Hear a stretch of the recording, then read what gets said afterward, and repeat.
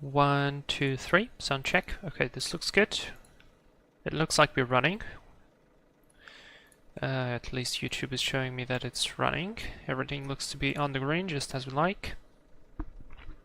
And if something is wrong, please let me know. Yeah, welcome everybody. Hello again. It's nice. Second stream actually. Just streamed yesterday. Did a very nice flight in Japan, which was very cool, by the way. And I've been thinking about that flight lately during this day.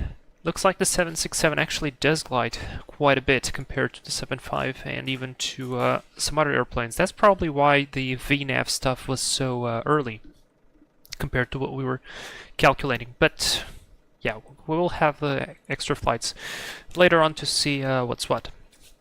Anyways, guys, welcome. We are on the B720 Freeware airplane from Shenshee. You can download it from the forum. The link is down on the description. You can get the sound pack that I'm running it as well. There is a small... what's the word I'm looking for? There's a small thing with the F-mod, but we'll get there in a second. That's why I got this plugin to control my audio levels. But I actually wrote a message to the developer of the F-mod, and he agreed with me. So perhaps we will get an updated sound pack because it sounds really cool, and it's free again. Oh boy, I thought I was in my lovely circular view, but apparently not. Northwest livery. I love this livery. I love. I don't know. It just looks cool. It looks cool on this airplane. We are in Anchorage. We will be flying to Seattle, and I know I said this yesterday, but I'm going to say it again because this is the actual stream. I know that the flight from Seattle to Anchorage won. However, hear me out. I do have a plan. Oh wait, what? There's a Concorde. Nice. There's a Concorde there. There's a flight that I want to do that will be going from Seattle to Anchorage. And in order for us to not do the same flight again, I decided to fly from Anchorage to Seattle. And I mean, why not? It's going to be more or less the same. We're going to do this route. I wanted to do this route for a very long time already, so I am finally doing it. We're doing all conventional navigation. There's a couple of things I would like to prepare myself, and we're going to brief those with you. That has to do all with preparation, how we're going to be flying, and what is going to be the plan if, let's say, we, for whatever reason, lose one of the VORs that we were intended to get. Let's say we are out of range or something, or perhaps the weather doesn't help, or maybe there's something else, and there's like a small gap in radio navigation coverage. So we will have all those contingency plans ready and prepared. Man, I'm just loving the way it looks right here. It looks stunning. It looks stunning, the airplane with the seats and all that stuff. Just look at that. That's just really nice. So yeah, the weather is not too bad, at least right now. I mean, the last time I was looking for the weather to do this flight was actually pretty bad, like proper low visibility, proper bad weather, proper everything bad. So right now, not so bad. We're running real time, real weather, real everything, so it's as it is. And we're going to be doing this flight. Now, during the cruise, we are expecting an airtime of 2 hours and 51 minutes. This is well above average of what I usually like to do for the cruise portion of flight. But this is on purpose, okay? As many of you know, I am doing my instrument rating, and I created a mega summary of a lot of the theory stuff for myself, and I'm going to share it later with the other guys at the flight school. But so far, with the limited time that I had, I've been only collecting stuff, and so right now my summary is all messed up. So there's a lot of information there, but it needs some organizing to do to be a little bit more presentable and easier to read. So that's exactly what I'll be doing on the cruise, and perhaps, I don't want to promise anything, but perhaps tomorrow we'll be doing another one of these flights on a different airplane where we'll be maybe polishing that or maybe studying something else. We'll see how it goes. But that's what we're going to be doing in the cruise. I have already even prepared the overlay, so it's going to be looking like this. You're now seeing my recording software, but yes, that's where I will be doing the stuff, and you guys will be able to see the rest of the thing. Oh, there's an airplane departing. It's a screenshot time, perhaps, and the Concorde. What? I mean, the Concorde basically fits perfectly with this airplane, which is actually pretty fun. Anyway, so yeah, that's the plan for this flight. In Seattle, though, we are expecting some not so funny weather. Low overcast, perhaps lower visibility, all that stuff, we'll see. But on the cruise, I will be studying. You are free to check if I am doing whatever. I doubt I'll be very active in the chat, but we'll see. Anyways, Daifuko, hi Vlad, your voice sounds great. Thank you so much. Great to see you here, mate. LPCB plane spotting, hey, hello. Great to see you here, man. How are you? Cooler, hey. Concorde to Seattle. Oh, well, he's gonna get there probably twice as fast as we. So, that's pretty cool. LPCB plane spotting is giving the like number 5. Guys, don't forget to hit the like button. It really does help the YouTube algorithm and all that stuff, so more people can watch this video and enjoy the content and suggest new routes, so my list will grow infinitely huge and I will never be able to do it all at the same time. Anyways, by the way, Cooler, I wrote your suggestion to do the river visual, so it will come someday, eventually. Okay. Alright, let's get inside. Let's get inside our lovely Boeing 720. Freeware. No GPS, no nothing. I still have to submit the flight plan. I still have to look for some of the stuff for the flight as well. Oh, wait, what? Okay, here we go. I powered up the airplane, very basic on ground power. Turned up some lights in order for the airplane to look a little bit more nice, but we still have to load it, we still have to do the pre-flight checks, we have to do all those stuff. So let's assume that was maintenance, or maybe the other crew just left the airplane there. So confirm the brakes are set, engines are off, throttles on idle, flaps and speed brakes are up. We've got all the hydraulics off at this time, the gear lever is down, and of course the wipers, they should be somewhere up here. Wipers, please. Oh Jesus, that's too many airplanes in my mind. Wipers off. Fantastic. So everything is good. Let's check here the engineering panel. We're going to have the avionics power on. I will switch on the galley power for now, because we're going to be needing that. I mean, at least the cabin personnel might need it. Susie might need it. So we're running ground power. The bus ties are open. This is for the engine, so it's all switched off right now. Boost pumps are all off. And fuel valves are off. We're going to leave them on. And I'm going to wait for the refueling to be complete. Now, just checking here, all the engine bleeds are off. We got ground air connection. So I believe we can switch them on already, actually. But I'll follow the checklist in a moment and first do all the other stuff here. Alright, so temperature set automatic to 24 degrees. And let me set my cabin altitude to 8,000. That'll be the best one. Alright, this looks good. We have good oil quantity. Oil temperature is low now. That makes sense.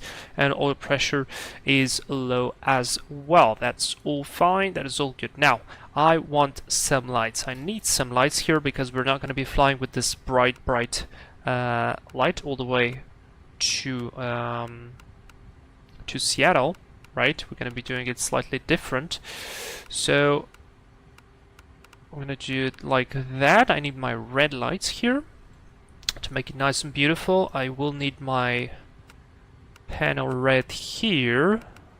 Perhaps just a touch of white. Nah, don't want it. And then let's come here and see. So the emergency exit lights are armed. We've got the navigation lights on, logo and wheel well. That looks all good. I'm gonna keep the window heat on low for now. And let's see what we have here. Anti-ice is off. Yacht damper is gonna come on. Seatbelt signs off. Passenger oxygen, I believe I just have to leave that on normal. Put the red panel on, and now it's a lot of knobs. So forward panel background, I believe that's the slide. Yeah, wait. I want this. I want red.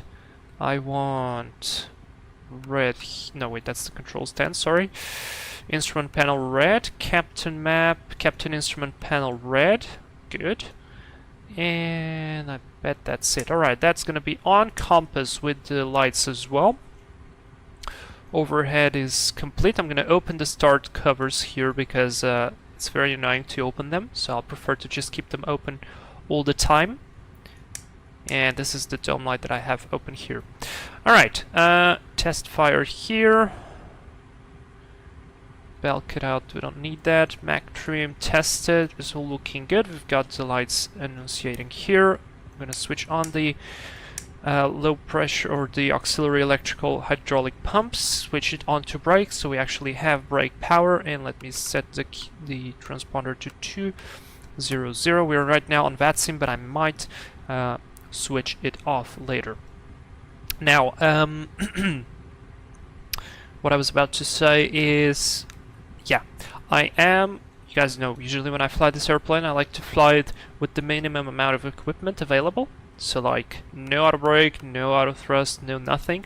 But for this flight, the only thing I'm gonna add, and it's on purpose for the cruise portion of the flight, I'm gonna add the auto throttle, because it will allow me to not monitor the speed constantly and actually focus on whatever I have to do. Alright, altitude is not required to be preselected. I can check the oxygen here. Yeah, it works just fine. And let me do the pre-flight checks, or at least the cockpit preparation. Alright, the brakes is set. Start levers are cut off, throttle closed, flap handle indicators are agreeing, radar is off, gear handle is down, number 1 and 2 hydraulic pumps on. Set interconnect valve is on brake, wipers off, start switches off. Now let's see ground services, the below the line perhaps I could do it later, or maybe not, let's do it already. Right, so the ground services, the called external power is connected, battery is on, essential power is on external power. Bus tie breakers are closed, this one is for the engines, they're not going to work. Avionics power are on, galley power on, cabin lights on. So if you want to control the cabin lights, you can either press here or here for the menu to pop, and then you can control the lighting here. You can see the cove lights and then the overall bright. I'll keep them like this and then possibly switch it off. Nav lights are on, wheel well lights are on, INS, FMC we don't have that, flight recorder is on, nacelle NTI is off, wing NTI is off, window heat, okay, window heat should be actually off. So let's switch it off, no problem. Pitot heat off, yaw damper switch on, passenger oxygen switch is normal, no smoking signs are on, emergency exit lights are armed, ground air connection is on, fuel panel is checked. We're going to wait for the refueling to engage the boost pumps and switch on the valves. Engine oil gauges were checked. Temperature controls is set, air conditioning unit left and right are off, and I missed hydraulic fluid quantity. Hydraulic fluid quantity, I believe it's right here, it's down here, so it's good. It's looking good. Wing valves left and right should be open. Bleed air switches are off. Reverser lights are checked out. Yeah, we have no lights there. Engine instruments are all checked. Engine low oil pressure indication is on. Emergency flap switches. Oh boy, I keep forgetting where that is.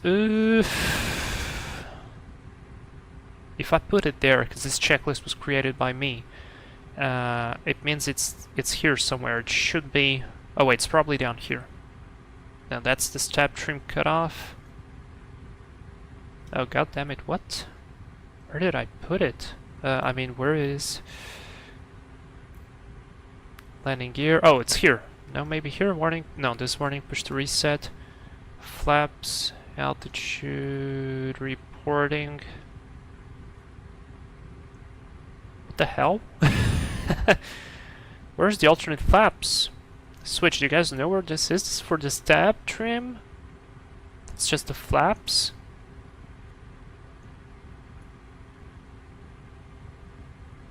Emergency flap switches. Okay, forget it. Gear handle lights are all green. I mean, it should be somewhere here. Okay. Radio altimeter is checked. This reading is 0. Mac trim system was checked, and oxygen pressure was checked as well. Next is going to be the before start checklist. So we completed that. We're now back to the drawing board. I can call it like that, probably. Alright, and for the drawing board, I have to put stuff here. I have to put stuff here. And we will be looking at this. So I created the flight plan via Sky Vector using the high-level airways. So when I had this the first time, we had all the airways, but I just deleted that so we can have a better understanding of what do we have here, what's the distances between, what's the direction, and all that stuff.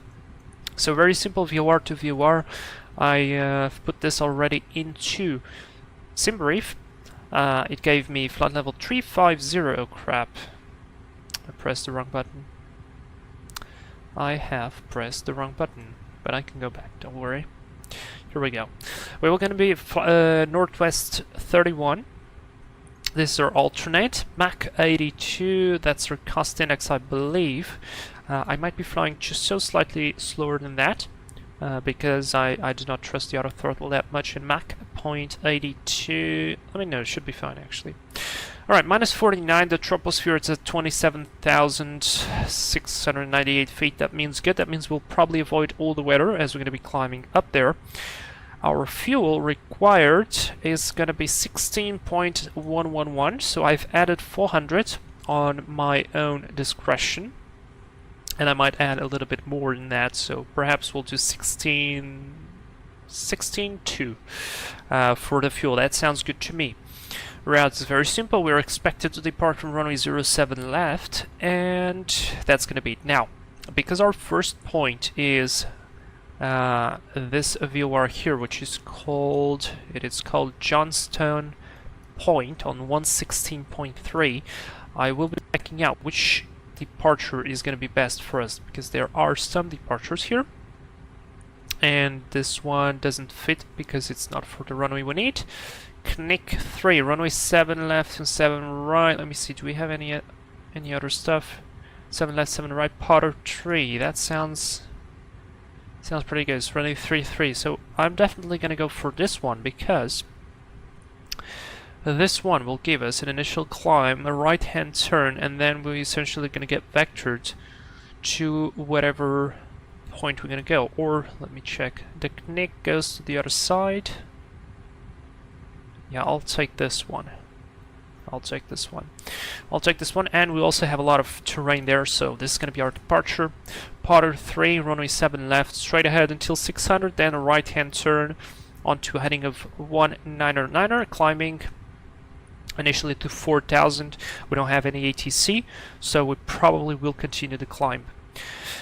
Alright, so for this, we're gonna need a couple of VORs. First thing first, we're gonna need the Anchorage VOR 113.15, and we're gonna start setting that up. Now, because we have already an initial altitude, let me set 4,000 feet here. And let me actually move this to the second screen. Alright, sync crash fire, hey, you're late. No, don't worry, you're just in time.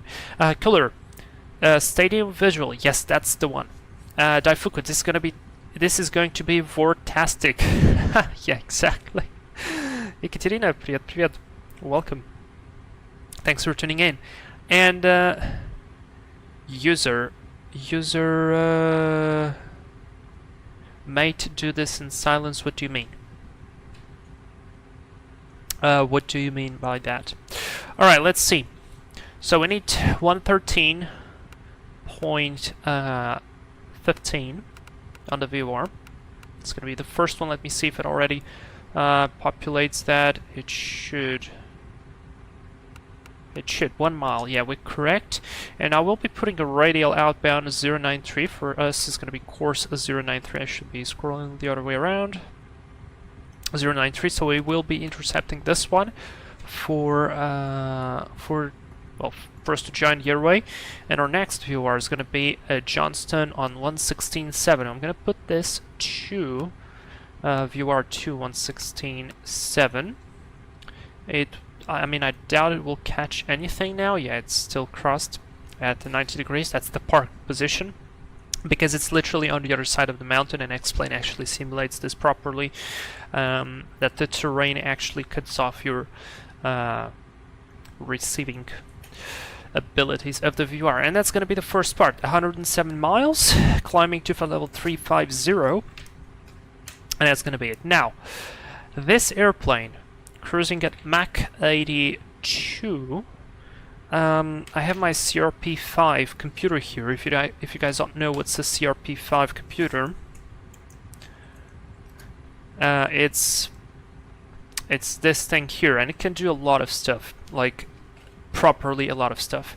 And what I am gonna do is, because I want to fly at Mach 0.8, and I know we're gonna be flying at flight level 350.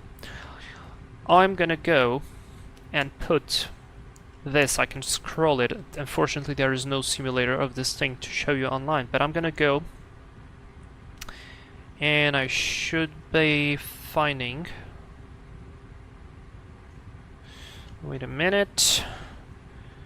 I should be finding my Mach number and the temperature. So here we go, 350. What's going to be the temperature expected? -49, so -49 here. Set that on. Luda Kerman, hey! Great to see you here, how are you? And now, Mach number or pressure altitude. So this is going to be Mach 1. We're going to be flying at Mach 0.8. I mean, there must be something I'm forgetting to do here. Definitely. Give me a minute. Oh yeah, I was looking at the wrong scale. RIP. Or was I?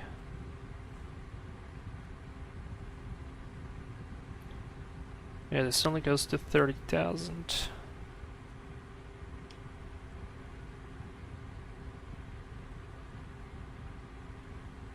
I'm kind of bugged now, what the hell? So let's say -49, Mach 0.8, there we go. Okay, I was doing this wrong, sorry. Mach 0.8 will give me 465 knots. 400, so let me write this. 465 knots of true airspeed. So why do I need this? Because now I'm gonna come here to SimBrief, I'm gonna put my speed here 465, I'm gonna put my altitude 350. Why did you delete it? There we go, and now I'm gonna click on Navlog, and it will calculate the best way possible. Why the true airspeed is wrong? Speed 465, what? Route altitude 8000, dude. Put flight level 350, that speed, it should be correct. There we go.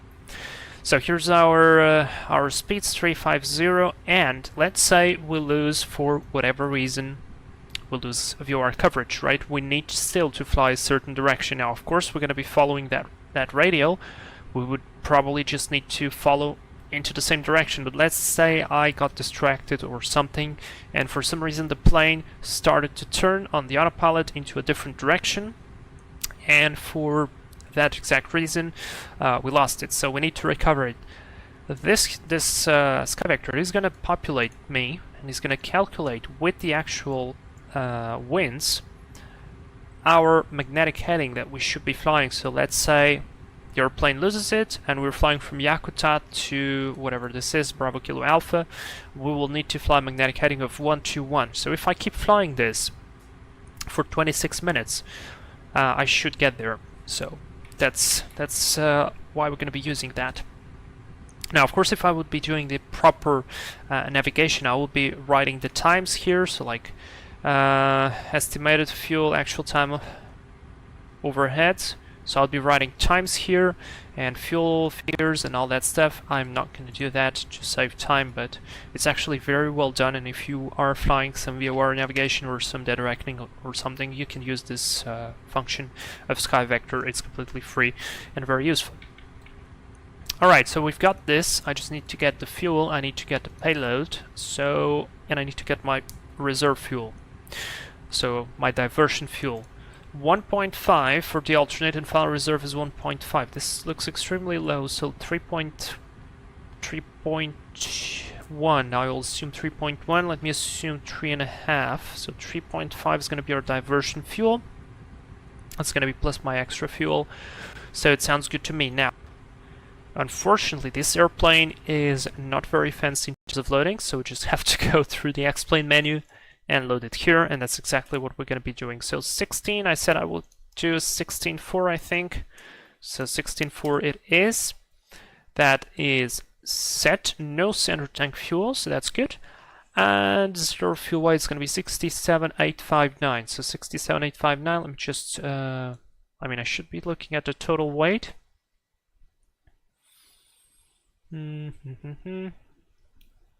Takeoff weight is looking at 83.6. 83.6, and we should burn about 300 kilos of fuel, so 83.6 plus 384. So I'm going to assume 84 like that. It's looking good. CG is looking good, 26%. I don't think I want to change that. 16.4 on the fuel. It's giving me a different flight time, normal cruise, so perhaps, I mean, we're gonna be looking at the fuel. All right, done. Apply the changes. All right. So let me check. It's on the green. Gross weight 84. That looks good, and speeds are fine. Fantastic. So we've got that on board. Ludo, fine, and you? Have you already flown this airplane? Ludo, I'm doing great. We will be doing some studying on the cruise. And yes, I have already flown this airplane.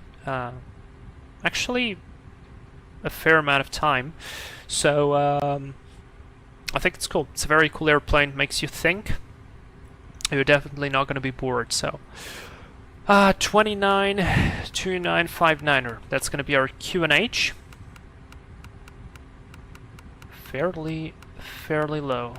Not too low, but fairly low. 2959. Just confirm this with the elevation of the airfield, which is going to be 151. That is correct. 2959, and shall I? Yes, I should. 2959 set. Very good. So we've got that. We've got this. Our runway heading is going to be 072, I believe. No, 074. Sorry, so roughly about there. And to be honest, I'm not going to even set the runway heading because we're going to be turning at 600 because we simply cannot fly straight ahead, be crashing into the mountains. So we're going to be flying heading 199er, so roughly heading 200. And that is perfect. Okay. Now, because we have the refueling complete, I'm going to put the seatbelt signs on, and I'm going to engage the valves and the boost pumps.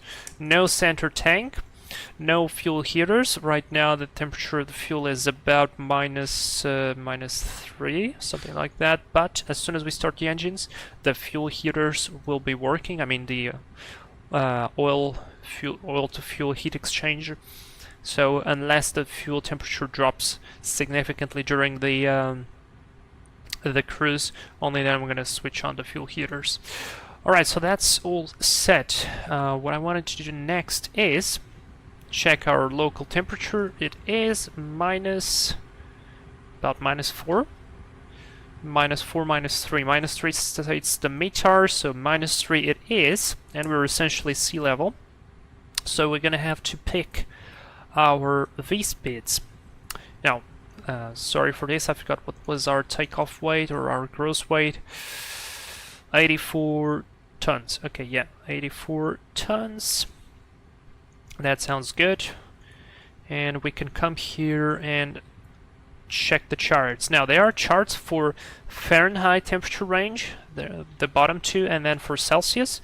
I will be using the Celsius ones, and we're going to be using flaps 20 instead of flaps 30. So let's come here and find our weight. Now, we're 84, so we are between these two. And we're going to be needing to be -3, so temperature 15 or less, and pressure altitude -1,000 to 1,000, which is exactly where we are. So this is the values that we'll be looking for: a 111, 127, and then a V2 of, this is going to be averaging, so we are 180, we are 84, and this is for 86 and 81. So I'm going to assume 111 on V1, a 125 rotate, and 146 on V2. So our climb speed is going to be V2 plus 20, so 166. I'm going to round that up to 170. That's going to be the best. Now, do we have any corrections here? The wind is minimal, so we have wind correction. We have nothing for that, and runway slope, it's not significant, so we don't need to do any adjustments for V1 speeds or not, but on some runways it's better to do. Alright, minimum V2 141 and 139er, we comply with that, so yeah, 111, 125, 146 initial climbing, 171. Now, to make my life a little bit easier, the most important speed for me is going to be V1, which is 111 right here, so I'm going to put the knob there, and I'm going to put my auto throttle at 170 as a marker, so I can read through it. Ludwig Herman, how is the aerodynamics and handling of the plane? I really love the FlyJC 727, but it's too expensive. So looking for this one, but not sure if its quality is good. Ludo, so first, the 727 is not supported for X-Plane 12, so unfortunately it's yeah, it's not very good because of that. And this airplane is actually very nice. It's freeware, so you can just give it a try. But I honestly, I like it very much. I think it flies quite well.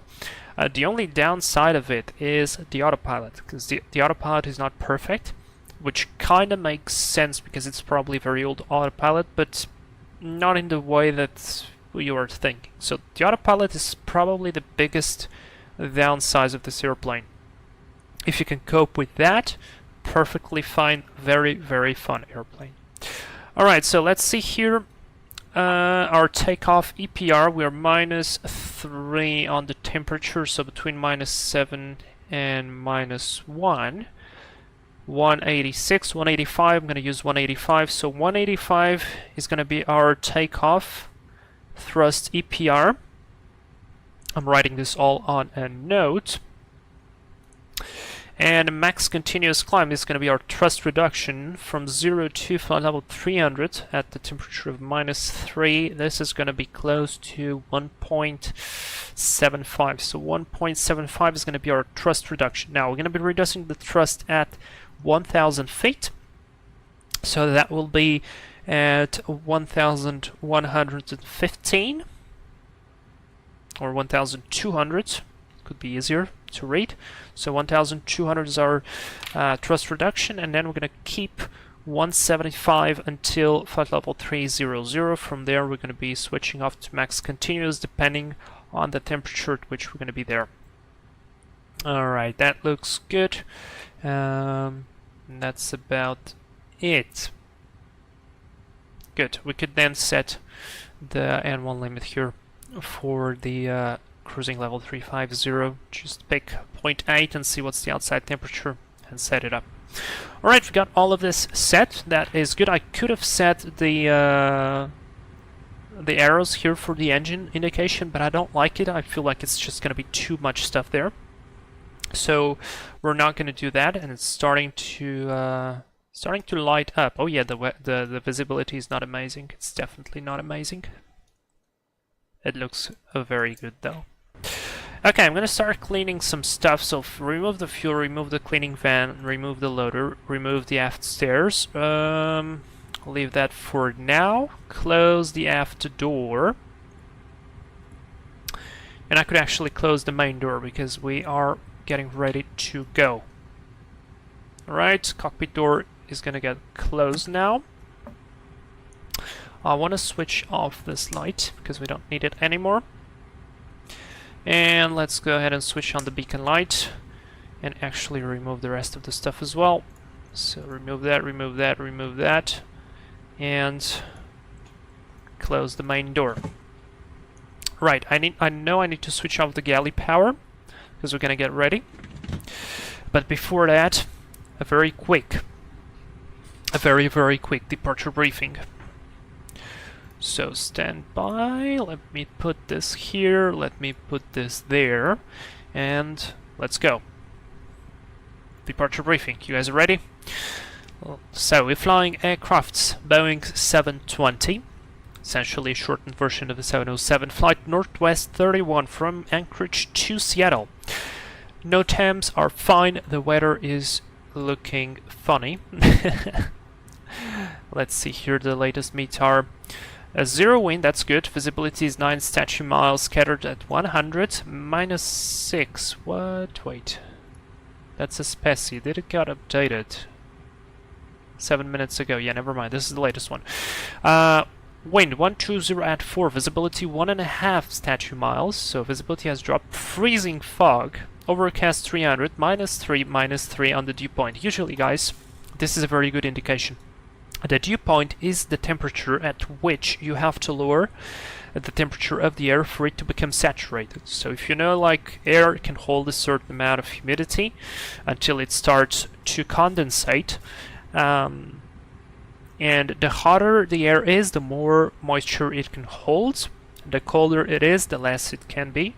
So that's, for instance, why if you get a I don't know, a cold can of soda or a bottle of water that's cold, you will start to see water condensing on it because the air around the bottle, and because the bottle is cold, cannot hold that amount of humidity. So yes, and speaking of this, I would probably like to get de-iced because freezing fog is not fun. This is not fun, and we're gonna be probably departing with some engine anti-ice on. Now that we're speaking, it's literally getting worse by the minute. Let me just check, do we have any penalty for using anti-ice here? I don't see anything here. Let me see. Engine anti-ice on or off, 40 to 80 knots. So we don't have any penalty, at least it doesn't show here anything regarding that, but it could be possible, but yeah. Alright, that is fine, so we've checked that. I will get de-iced anyways, and we're gonna be departing with ice on. Alright, no weather radar, no terrain radar, it's gonna be like a very old way of flying things. Now, we are parked, however, on gate Charlie 8. We're gonna be pushing back here into taxi lane Echo 2, I would like to get here, or yeah, Echo 2 would be good, and we will be taxiing via taxi lane Echo 1 Golf. Let me see the other chart here. So Golf cross, yeah, Golf,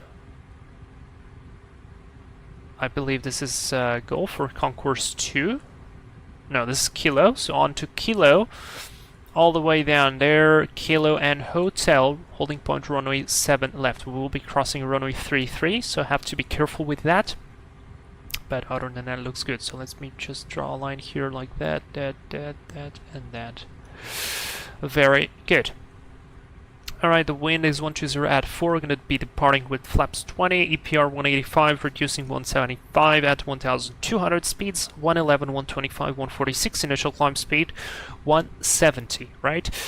We will be departing via the Potter 3 departure on page 10-3 Delta, effective from the 17th of April. Airport elevations 151, transition altitude 18,000. Radar required, and do not exceed 200 knots until established on 119er heading. This is important. This is the only speed restriction that we have here. Now, we do have a bunch of obstacles, as you can see here. Pardon me. MSA ahead of the airport is 8,900. 1,800 on the back side, 5,600, so essentially 9,000. We'll be climbing as quick as we can. Takeoff minimum 7 left, 1.5 for standard with minimum climb. Yeah, we can comply with that. An initial climb, here it is, so straight ahead until 600, right hand turn to heading 199er, top altitude 4,000. And then routing, expect radar vectors to assign route or depicted fixed, maintain 4,000, expect for clearance, filed altitude within 10 minutes after departure. We don't have ATC, so we're going to just keep climbing.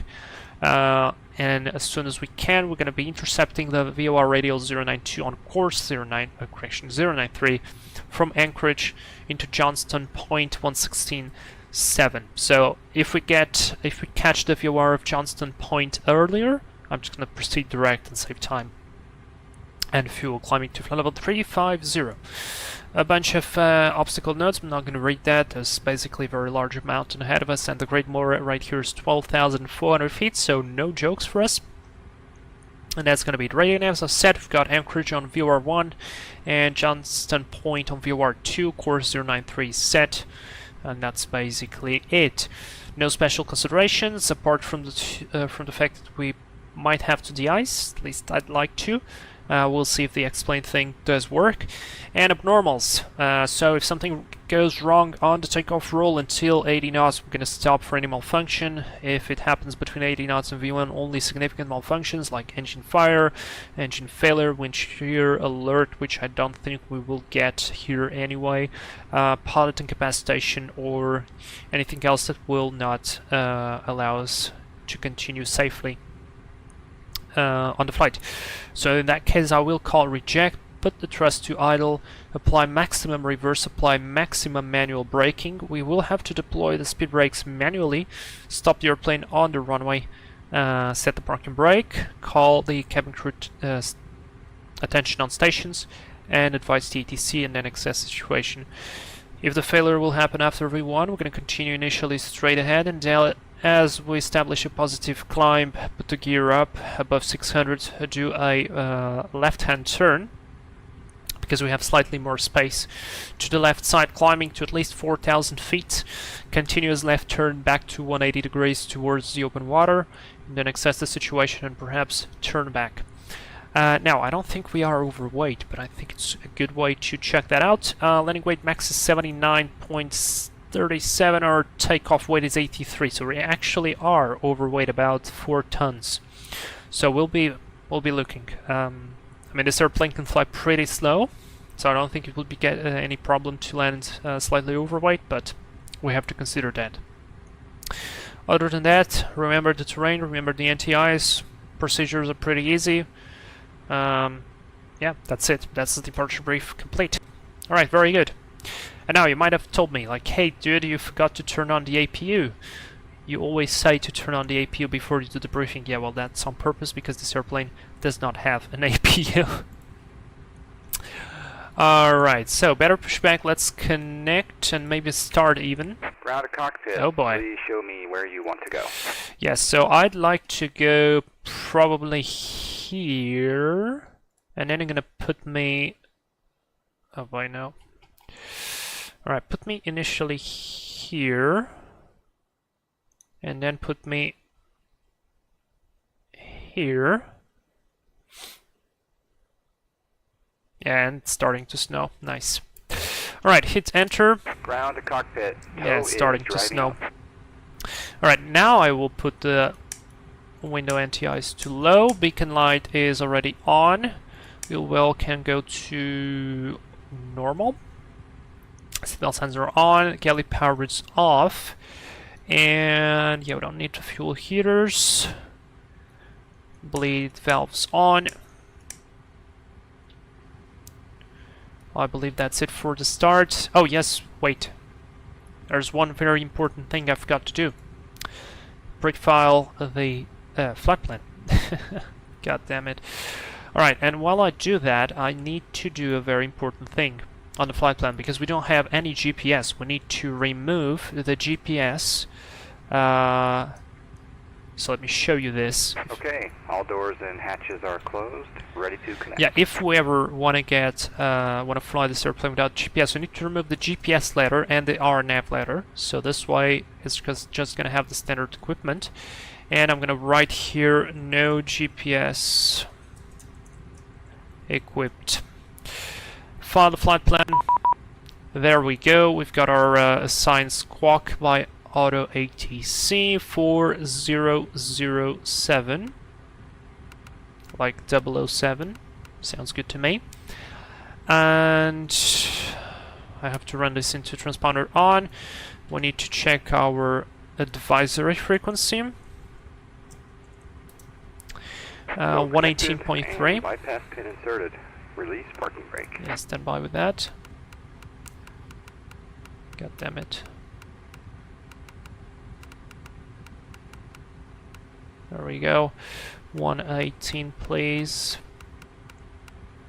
118.3. Alright, before start checklist. Doors closed. Checking the outside. Yes, it's closed. Brakes set. Wind seatbelt signs on. Window heat low. Flight instruments and QNH. So we've got heading 154, 154. QNH 29059 is set. By the way, let me just check if it changed. Yeah, 2960 it did change.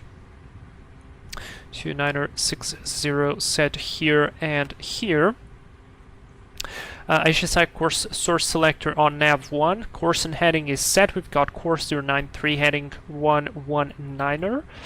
Nav radius is set. Com radius is set. Altitude preselected 4000 initial set. Flight director is off. I don't like the flight director the way it works here. Transponder is set and on 4007. Fuel quantity and distribution. We are pretty much balanced, and we do have 10, about 16.4, should be 16.4, so looking good. Air conditioning unit left and right are off. Wing valve left and right open. Bleed air switches are on. Cabin pressure 8000 feet set. Stabilizer trim. Oh yes. Oh yes. Should be set. Nose up about 0.8. So let's set that about here. That's set. Aileron rudder trim is on 0. No, we don't have it here. It's here. Yeah, it's on 0, and rudder trim is on 0. Very good. Throttle is closed. Start levers are cut off. Beacon light is on. Very good. Below the line now. For the start, galley power is off. Ground start selector is going to go to ground start. Low pressure. Engine start. And then we're going to do the engine start. Alright, now. This airplane does not have an APU. We're going to need to start one engine at least on the ground. I usually like to start 2 because it allows me to have proper engine power. So I still have the ground power connected. I'm going to start engine number 3 and number 4 first. I like to start 3 first because we have engine number 3 hydraulic pump. So let's start. Ground start is selected. Ground start selected. Low pressure. Hold it there. We've got N2 on the rise. Waiting until about 20%.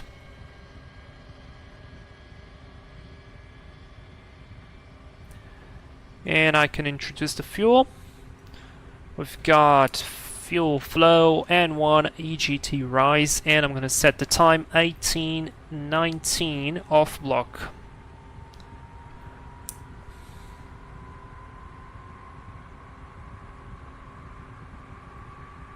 Wait until the engine stabilizes.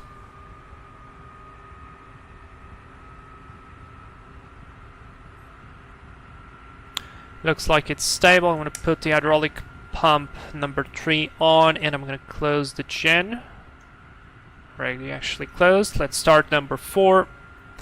Ground start. Got N2.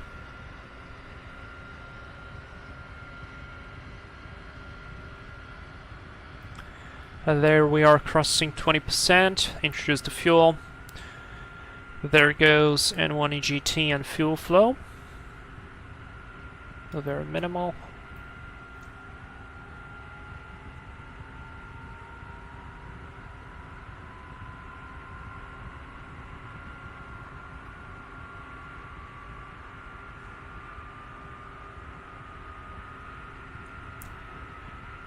Engine about to get stabilized.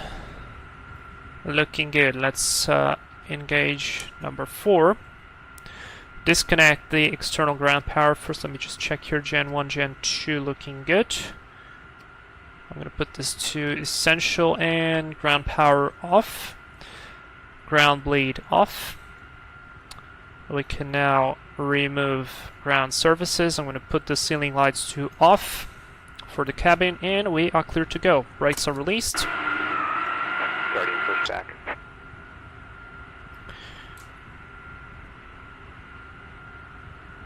Yeah, we don't have a DI service here though.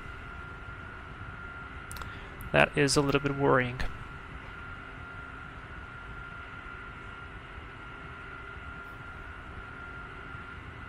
Dr. Kerman, okay, thank you. You're welcome. I think you would enjoy this airplane. Alright, let's start number 2. I will come back to the chat. Guys, give me a minute. Got N2 rotating.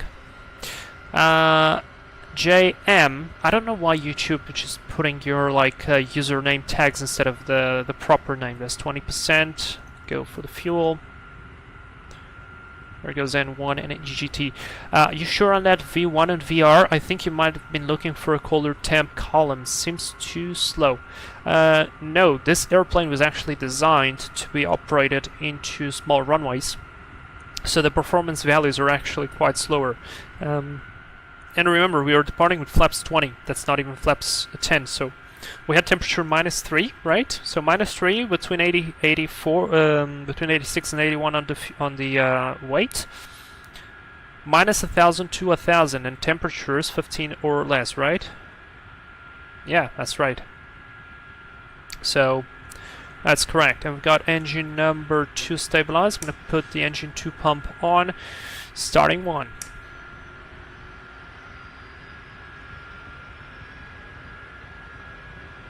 And 2 rotating.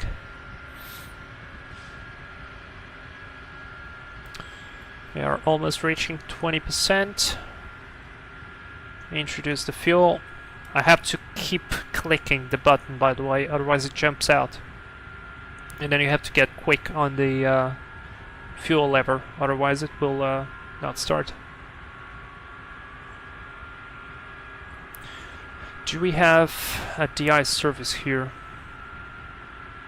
I don't see it. Oh no, we have active de-icing. Okay, I'll try that in a moment. I think somebody asked, yeah, Luda Kerman, what are you using for ground stuff? This is simple ground services and equipment. It's a freeware plugin available in the forum, frequently updated, and it's very cool. Alright, very nice. We've got all the engines on. Let's engage that. The loads are equal. So galley power on, air conditioning units on. This is going to go to Gen 2, essential TR, and this looks good. Now on the overhead, flight start on.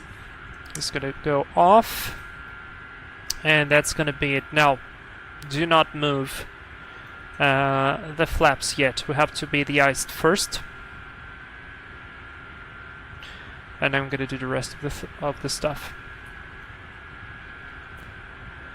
So before start checklist is complete, let's go to the before tax checklist. Ground start select is off, engine 2 and engine 3 hydraulic pumps are on, essential power on Gen 2 set, yep.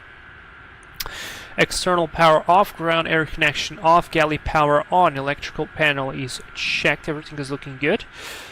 Fuel panel is checked, fuel heat not required, air conditioning unit left and right are on. Temperature control set, pitot heat, oh yeah, that's something I forgot. Operation complete. Set parking brake. Brakes are set, you're clear to disconnect. Disconnecting tow. Flaps, stand by on that. Fly controls, stand by on that. Ground services is going to be coming on, and then the runway turn off lights. Now, I'm not sure if this is realistic or not, but we're just going to do the de-ice here. So let me, where was it? Active de-icing. Yeah. That's pretty cool.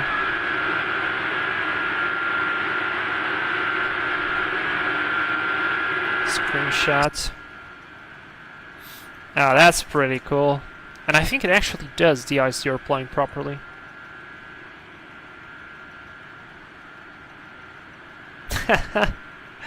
That's actually pretty cool.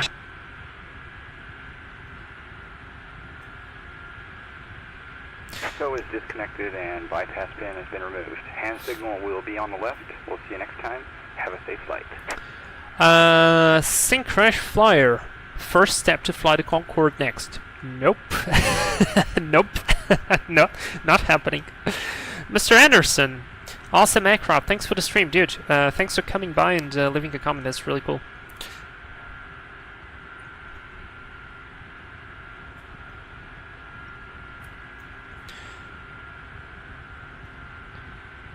Alright, I've got the hand signal received. Now, I believe I can switch off the active de-icing. There was a message there that I missed.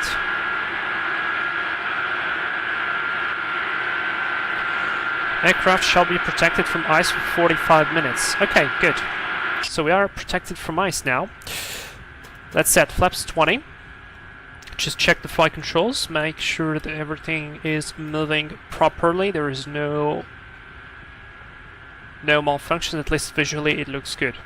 Alright, runway turn-off lights are on. I'm gonna go and do the fixed landing light. Like that. Brakes are released. We are off. Cooler, this is a 707. Can I order a champagne? Absolutely. Do a bit of a brake test here. It works. Fantastic.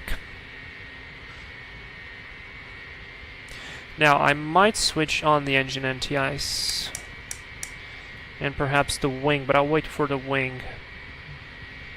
I'll wait for the wing before takeoff. Synchronous fire. Let's ask Susie about a bottle. Yeah. As long as you're not becoming unruly passengers.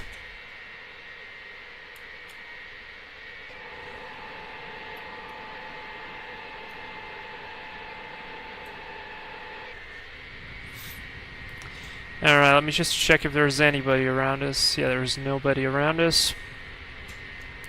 So we can taxi. No ground speed indicator. So it should be going left, correction, right on Golf. It's clear.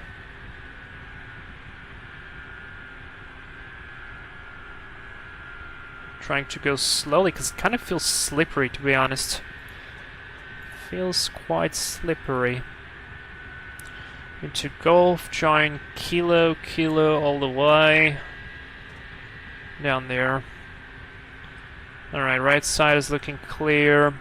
Left side is looking clear. This is, by the way, a freeware scenery for Anchorage. That's very well done. You can get it as well. Alright, Golf is ahead and there's Kilo, so sounds good.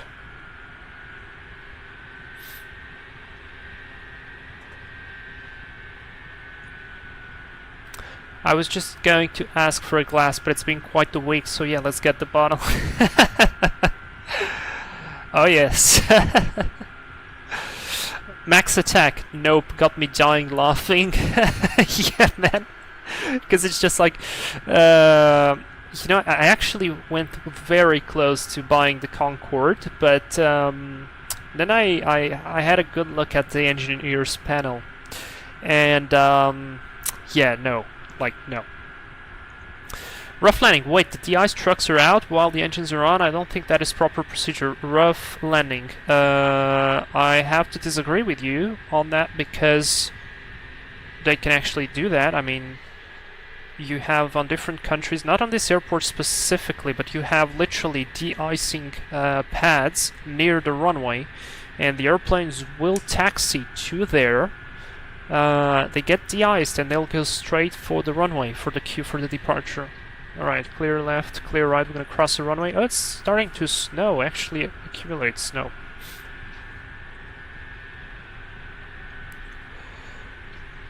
Yeah, I've got the lights on, it's looking good. Right, now, remember to not go until the very end. It's going to be Yankee. Next left is going to be ours, so I'll actually keep the lights on. So yeah, rough landing. Check out like Helsinki or check places in Russia. Maybe in the US they actually do the ice on the stand while the engines are off, but it's not impossible to do it with the engines on.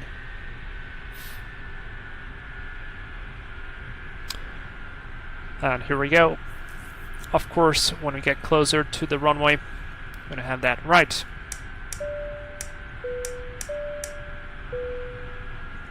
We're going to get disconnected.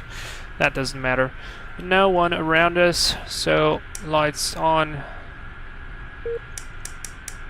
That's going to be on, and this is our place.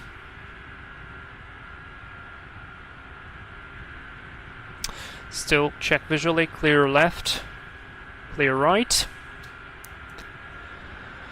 Before takeoff checklist, please. Engine start switches, flight start, window heat high. Q inlet heat on, engine anti-ice on, wing anti-ice on. Attention all aircraft. Dead Stevens Anchorage International. Information. Whiskey current. Altimeter 295. Well, yeah. We're gonna disregard that. Nacelle anti-ice is on, wing anti-ice on, takeoff data. V speeds 111, 125, 146, EPR 1.85, and reducing to 175. Speed brakes are down. Yep, proper down. Flaps 20 degrees set. Hydraulic panel is set. Transponder is on.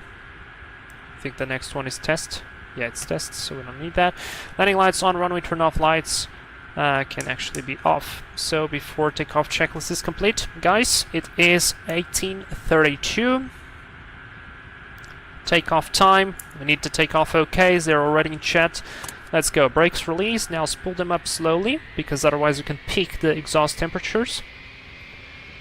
Spool until 50. Stabilized. Let's advance slowly. Still standing by on the brakes. Okay, brakes released. Advance until 185.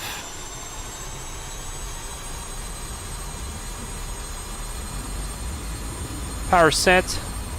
Speed is alive. There's 80 knots. That was fast. There's V1. As rotate. And there's V2 positive climb. Gear up.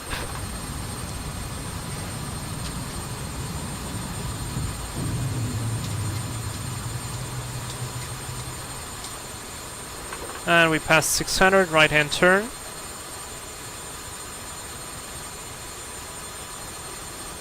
Maintaining 170. Remember, there was a restriction not above 200 knots. So slightly fast, above 1000. Power reduction. A bit too much on the power reduction there. Throttle is quite sensitive.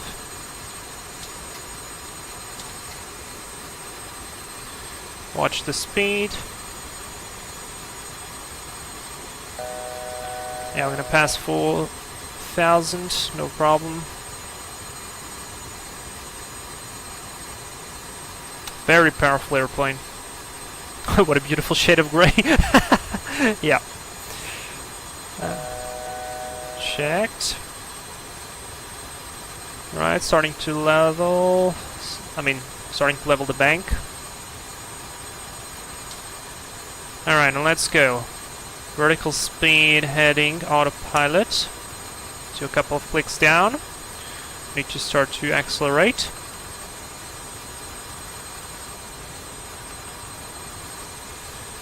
EPR is looking good. Let's get the retractable landing lights off.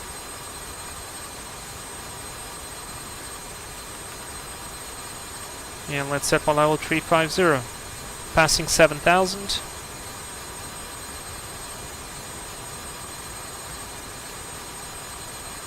Speed check, let's go flaps 10. .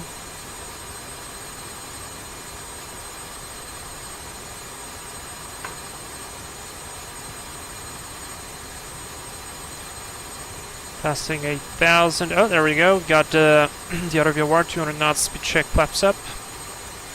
Gear up and off, lights off. We are looking good. We don't have, unfortunately, flight level change on this airplane, so we do have to play with the vertical speed. Starting to approach the break-off point.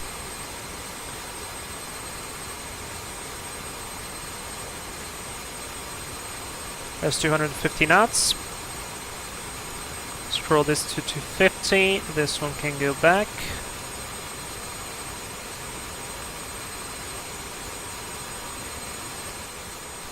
Let me see.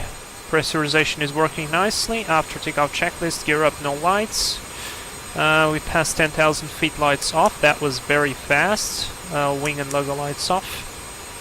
Start switches off. And seatbelt sign, will keep it on for now. Almost there. Past 12,000. Let's turn right.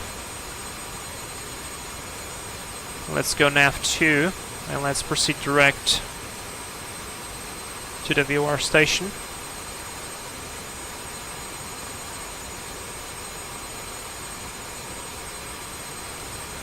So that heading there. Okay, continue the checklist. Aux pump, electrical pumps 1 and 2 off. Fuel panel is checked. Pressurization is checked. Transition altitude is going to come up later after takeoff checklist is complete. Alright, we're still somewhat into clouds. Temperature is still pretty low. APR is looking good. Drop a little bit the nose.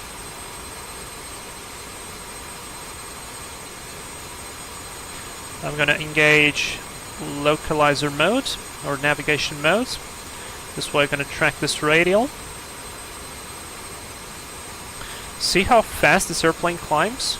It's incredible, and I will be decreasing the engine noise because it's just too much.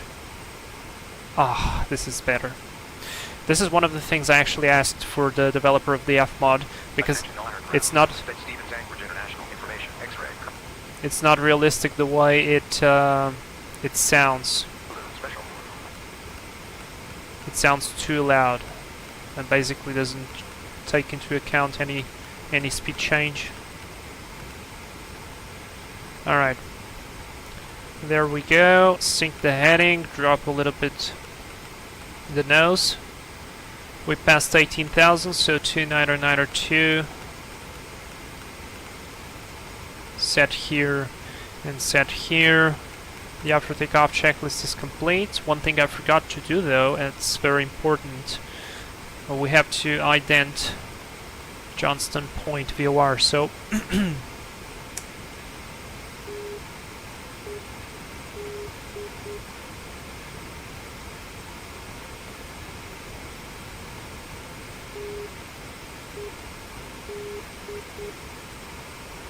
oh wait, that's the wrong one. I need VHF nav 2.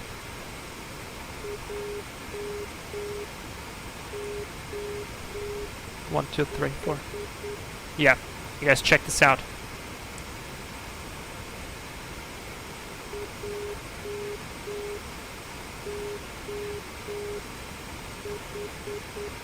Yep, that's identified.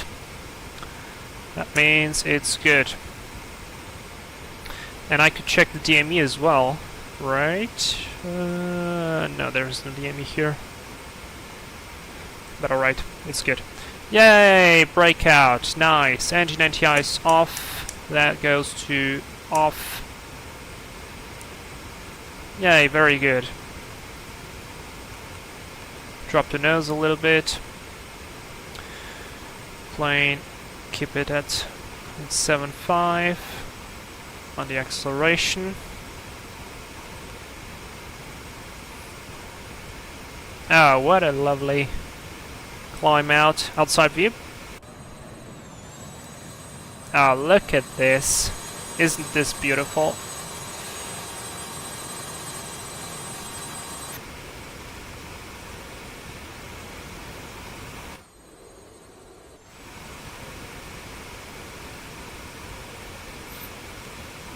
Alright, 91 miles to go. We're passing flight level 265.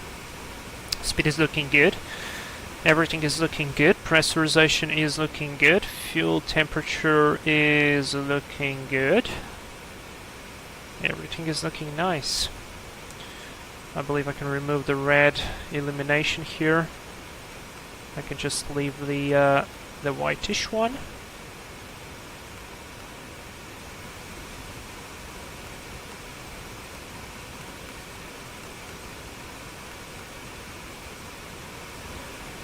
Very good. Oh yes, and it's all snowy. That's X-plane snow. It's proper X-plane snow, finally. Alright, very good.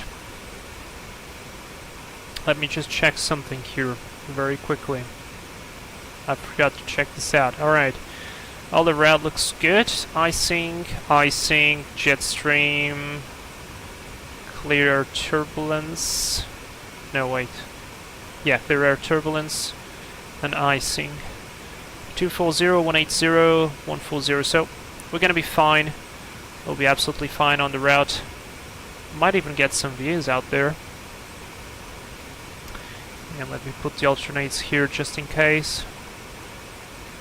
Like that. Very nice. Past 300. Let's check outside air temperature. Approaching minus 35. Let's see. Max continuous. It minus 35, 197. Okay, so I can keep it at whatever it is now. Good.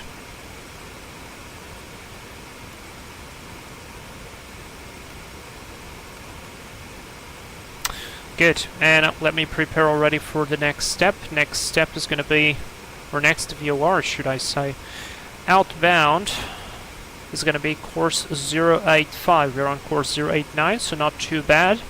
Next is going to be Yakutat on 113.3. So set that already, and we will be monitoring that VOR. Climbing on 3-2. Seatbelt signs can come off. Very good.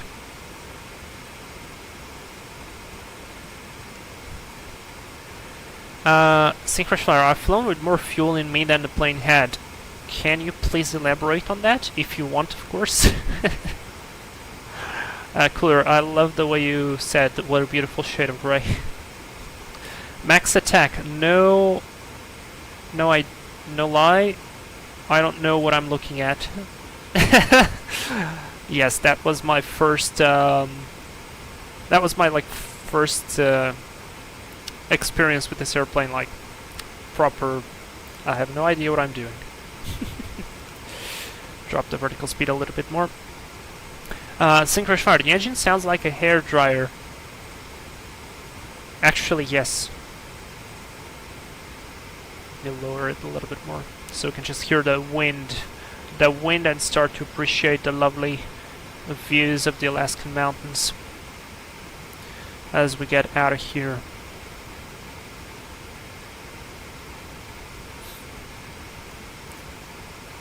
Max attack, I'm here searching for the PFD and MFD.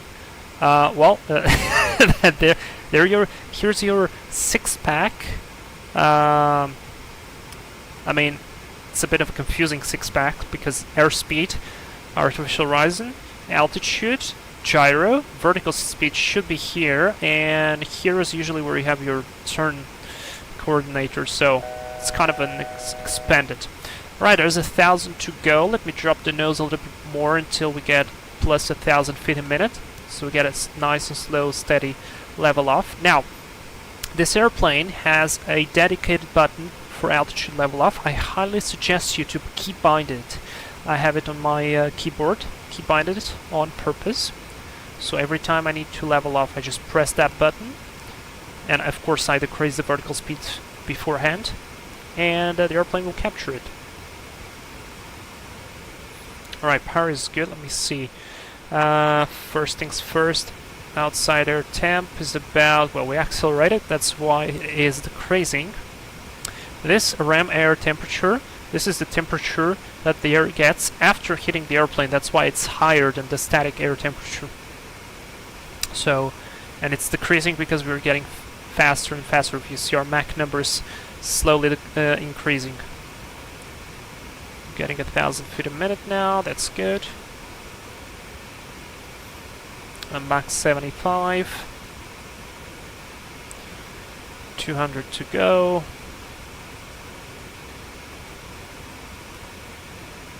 There's 100 to go. Drop the nose even more. Drop the nose. And now just click altitude.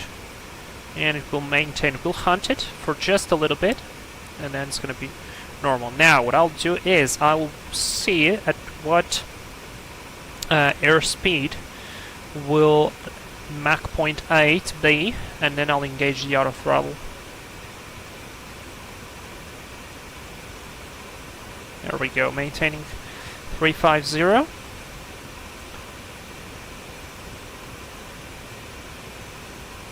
Almost Mach 0.8. And right there. So this is it. Auto throttle on.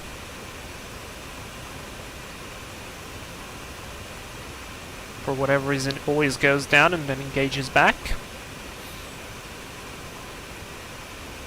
And it goes all the way full forward, which is a little bit worrying sometimes for the engines, but it's good now. And there we go, auto throttle is engaged, everything is looking good. Everything is smooth. You see, do we have anything on the checklist? Nope, next checklist is a descent checklist. Whew. Okay, cooler. The rapid blow dry. Yeah, nice. The US wants people to dress nice on planes now, so I hope everyone is dressed nice.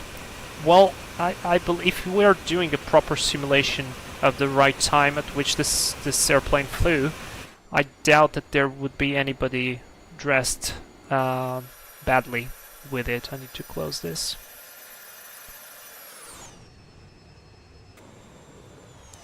I love this livery. It just looks so stunning. This metallic texture. Look at it. It's just beautiful. So nice. Alright, we have 38 miles. Still haven't picked up the next VOR, which is Yakutat. The next leg is 217 miles, so it actually makes total sense why we're not picking it up. I mean, I'm gonna get it in pretty quick, so here's what I'll do. I will be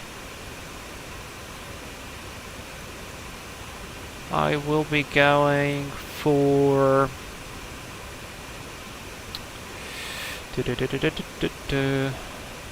stand by. I got confused for a second. I'll be going for my summaries, but I think I first want to cross this VOR. Just say a little bit more aligned. Okay, at 085, right? 085, yep, we're 089, so let me just switch heading for a second. And course 085. Just give it a slight couple of twitches of the heading to the right so we can intercept it before we pass it over. Like that. And then we're gonna fly the outbound 085 with no problems. Lovely. Absolutely lovely. And probably I will keep something like this view here. Something like this, so I can monitor the distance that we have to the next station. And I will engage also VHF 1 on, so as soon as we get the station, the Yakutat VOR, we will be able to hear it. There's a boat. Yeah, we're definitely quite high now. I mean, I kind of wish I could leave this view, or maybe this view, but I'm not able to do that because this airplane requires some monitoring to do. 22 miles to go. We're getting quick. Saying Crash Flower, I am dressed with a duvet. I have no idea what that is, but that sounds fancy. Oh, and I'm very much looking forward for the Nimbus 707. I'm very looking forward to that. 90 miles, getting closer. Just give it one more click to the right.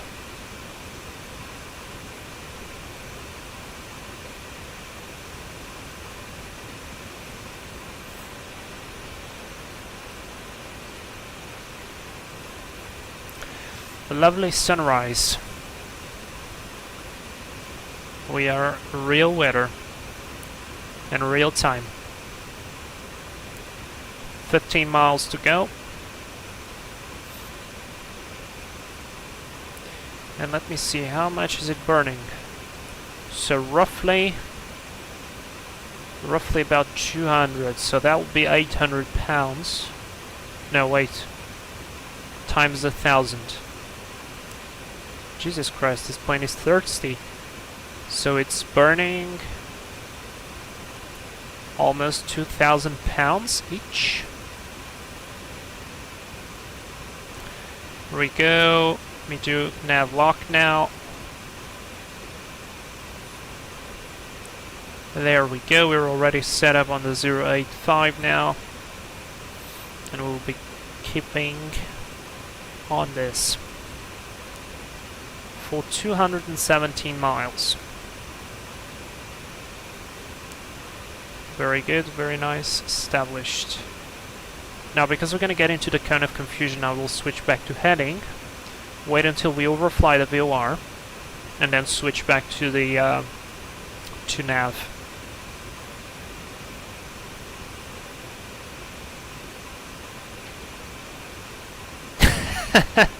I got it. Down. I still don't know what exactly is that, but I think that's like something very cozy. Alright, there we go, there's the cone of confusion.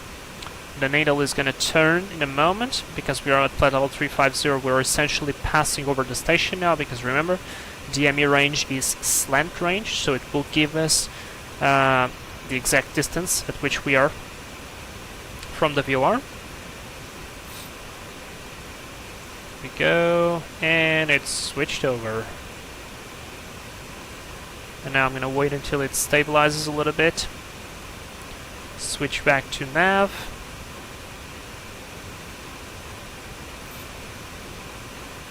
Outside view. Oh yes.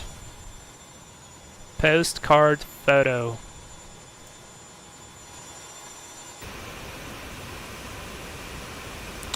And looks like it's more or less stabilized itself. So I'm just going to engage nav mode. It's going to capture it to the end, and I can go and start studying. So guys, feel free to get a book, get something else. It's going to take a while. And or if you want, you can as well watch whatever I'm doing. So you can definitely do that.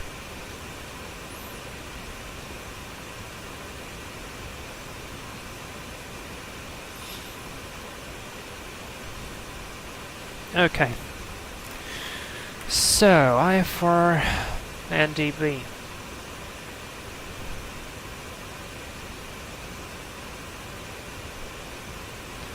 Yeah, I've got the errors here. This is good.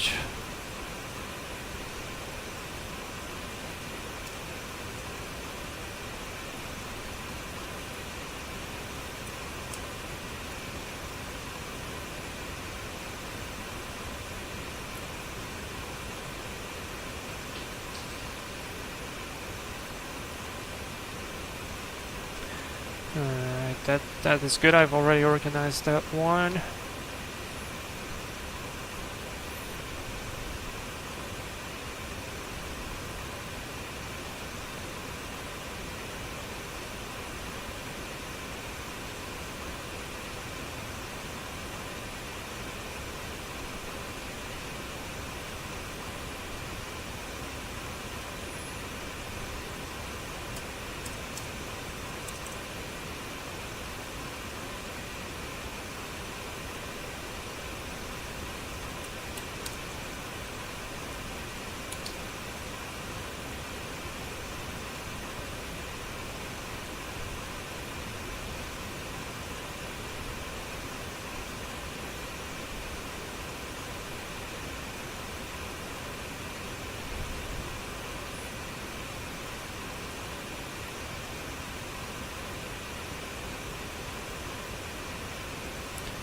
If you guys prefer me to put the tablet with the thing, with whatever I'm doing, make it smaller or make it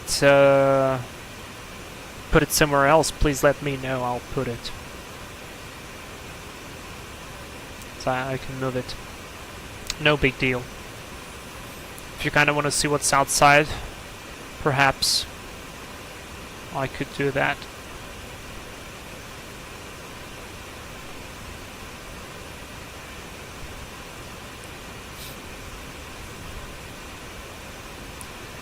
Martin, what accent is that? What do you mean?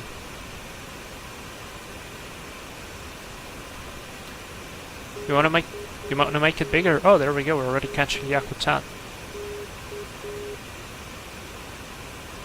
Alright, that's good to know. I'm gonna switch off the ident. Let's actually do the proper ident.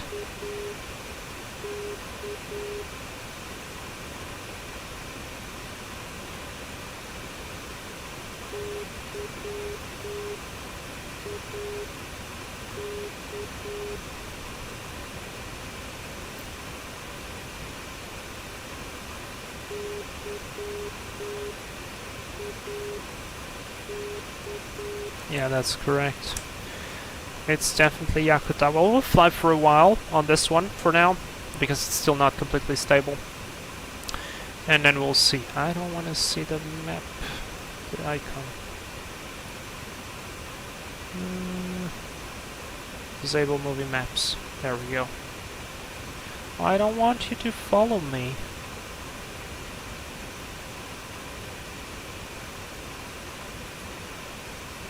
There we go.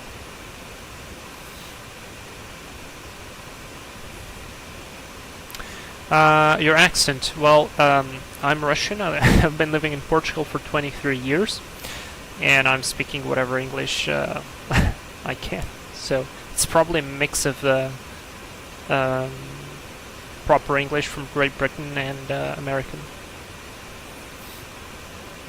Also for the IR, what aircraft are you doing? You're testing as the famous Cessna 172.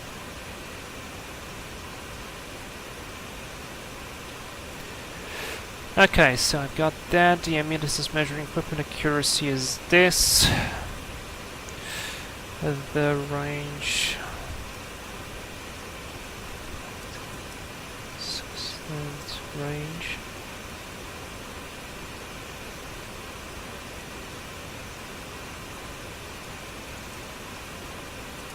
Oh yeah, wait, Syncrash Flyer asked for a bigger tablet. Stand by. How about that? There you go.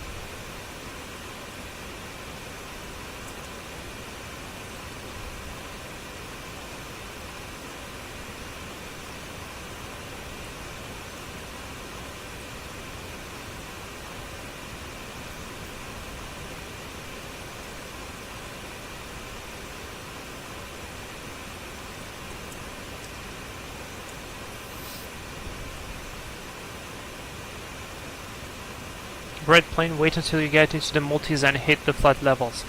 Well, I went into some flight levels because I'm flying in Portugal. Our transition level is not very high. It's basically 5,000 feet, 6,000 feet, 4,000 feet. So I went into the flight levels already.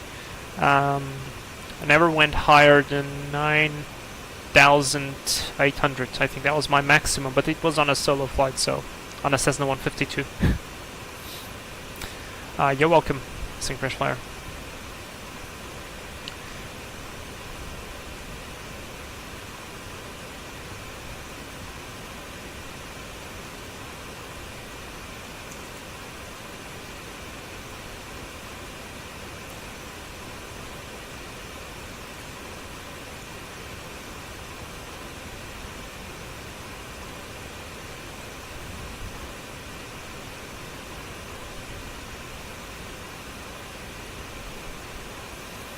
Alright, DME. I'm missing the ILS though.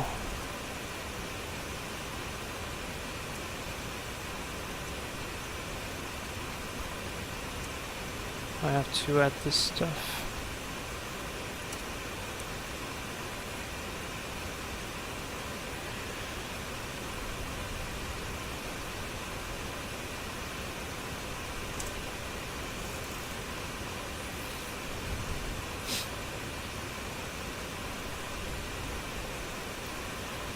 Snacks. Yo. Are we there yet? Not yet. Oh, look at this. Martin, you joined as a crew member. Dude, thank you so much for joining the channel and supporting. This is really cool. Thank you so much. Glad to have you on board. Alright, ILS landing system. This is so cool. Thank you very much, man. Alright, we already have a pretty solid signal from Yakutat. Let's maybe change it to Yakutat already. Perhaps we could change to Yakutat already. Let's do heading. Switch to nav 1. Course 088-087-088 it is. Back to nav. And off we go. We'll do a very slight adjustment. And then we're gonna get back on it. Snacks, are we there yet? I like the tablet showing your screen. Thank you so much. Oh, there you go, Snacks. You just joined as a crew member as well, dude. Thank you so much. Martin, keep it up. Keep it going, bro. Thank you so much.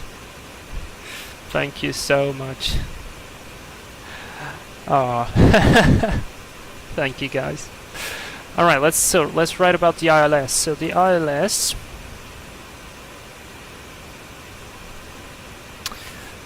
has 3 components: localizer, glide path,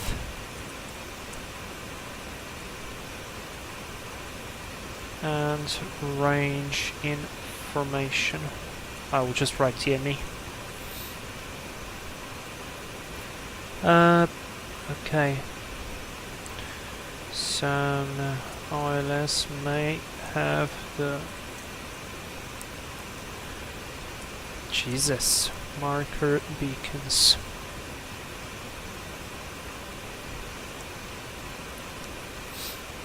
Right.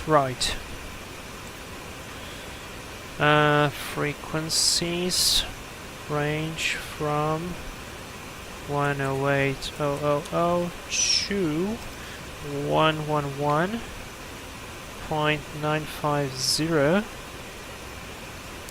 shared with the VOR. ILSs are always odd numbers on the first decimal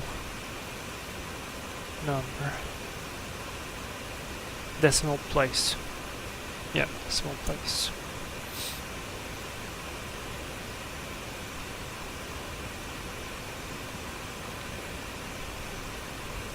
Snacks, I didn't know it was a thing. Quiz, at what point do you have to conduct a missed approach after passing the final approach fix on an ILS? A, after half-scale deflection.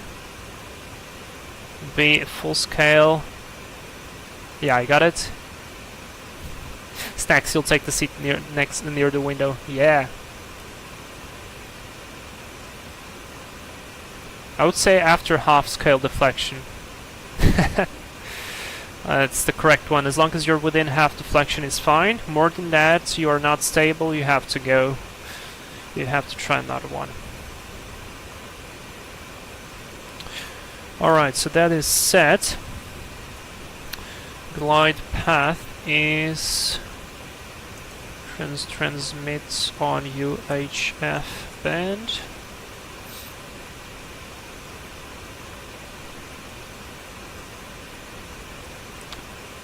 Each ILS has a Morse code just like the VOR.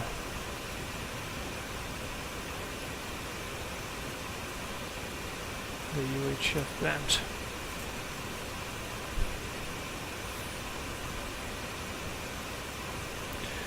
Localizer antenna is located at the end of the runway.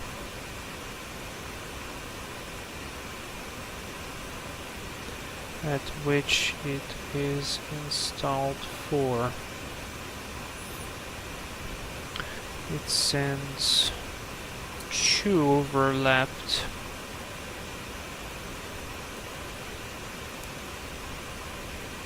signals. It's 150 and 90 hertz, yes, at 90 and 150 hertz. Let's do this one on the left, and this one on the right.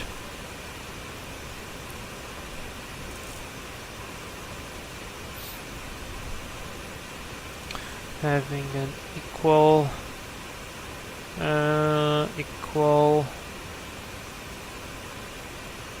protection of both lobes will indicate the center line.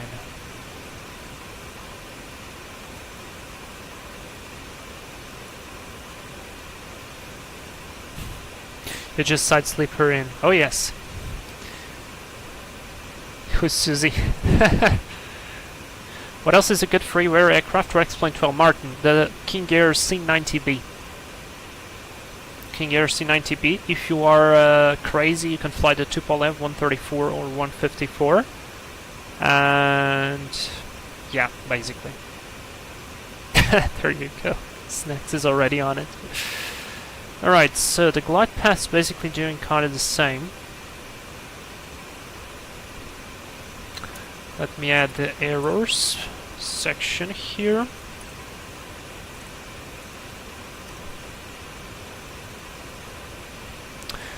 False beams from both localizer and glide path. Beware of descending on the descending.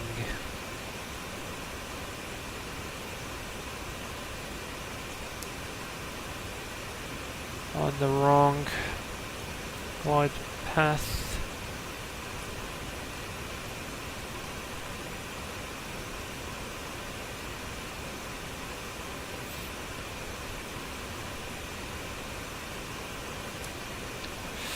Coverage goes plus or minus 10 degrees for 25 nautical miles and 35 degrees. Oh, wait. Plus or minus 35 degrees for 17 nautical miles. That is it. Back course can be used. I'm just gonna leave it there because back courses are very rare.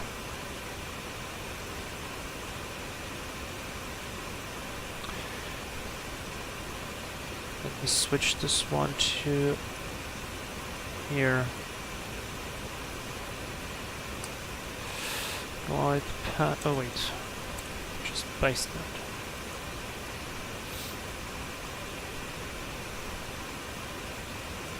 It's the same. Lobes, but at 90. Wait.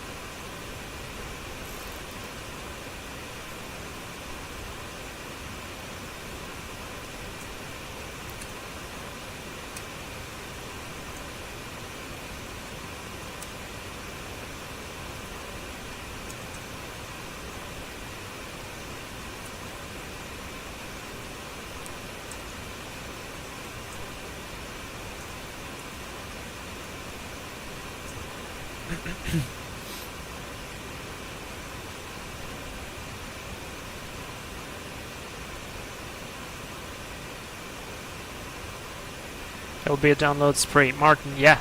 Try the C90. The C90 is amazing. Susie is our channel stewardess. Oh yes. Freeware the Yak 18. I think you wanted to write 18, not 13T. It's Yak 18 and the Zlin 142. Oh yeah.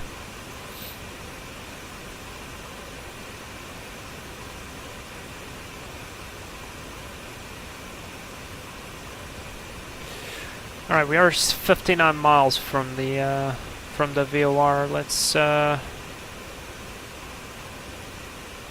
Let's check out the next one. Next one from Yakuta is gonna be Sitka at 113.8. So 113.8. I'll leave nav 2 on. It's gonna be off now, and course out of here is gonna be 119 for 206 miles. So as we get closer, we're gonna have to do a very little course adjustment. Let me just check how we're looking in terms of fuel. Yeah, temperature is definitely dropping, -20 already. So I'll be monitoring that. But the rest is looking good. Pressurization is looking good. Everything is looking good. Are we looking in terms of fuel? Yeah, looking pretty good.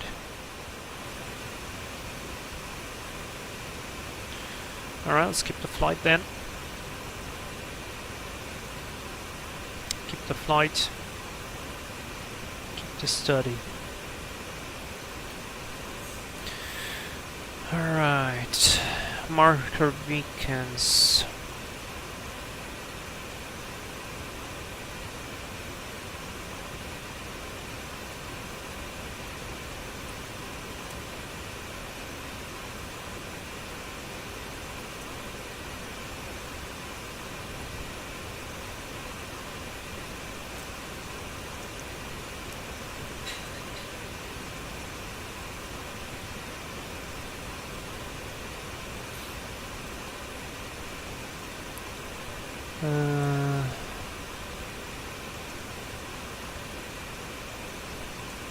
Blue, amber, white.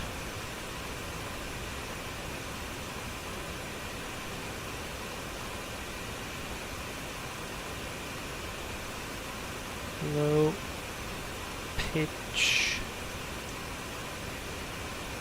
medium pitch, high pitch.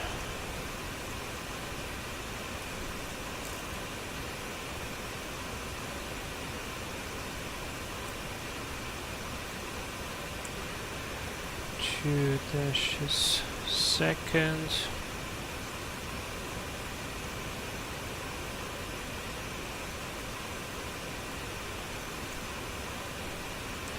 Alternating dots and dashes.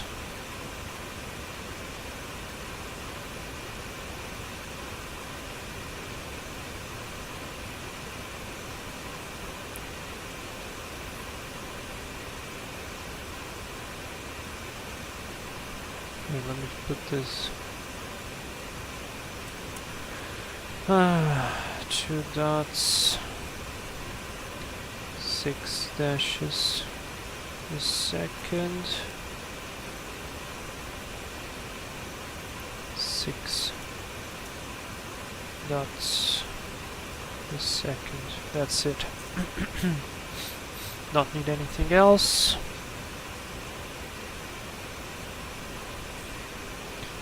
Just wanna see if we do have the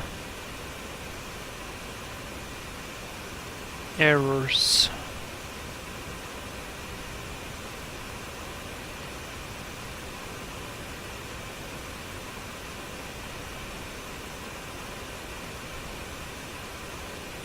Oh yes, scalloping, there we go, false beams.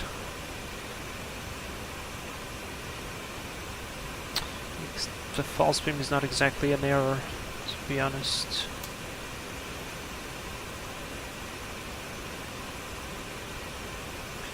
This is beam bands, or multipath propagation. caused by static objects or moving objects. Hence the ILS sensitive area. Scalloping. Oscillation of the beam.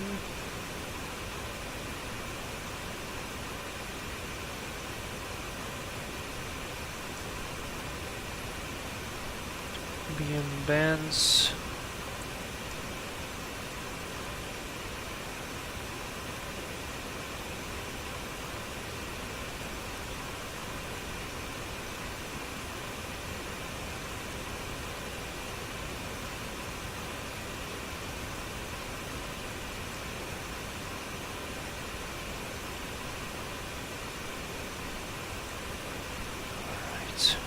And that's about it.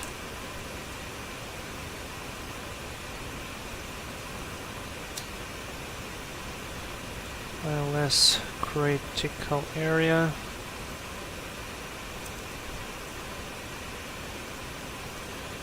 A sensitive area. And we're 14 miles.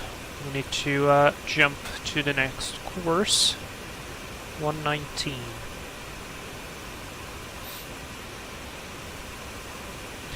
So let me switch to heading mode. Heading mode is on. It's set 119, not a big course change, but still.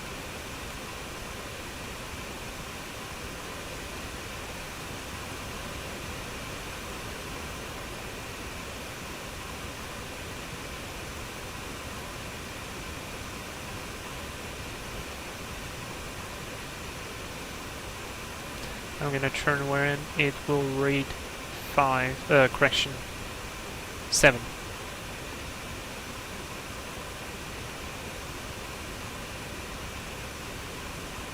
No. Wait, wrong.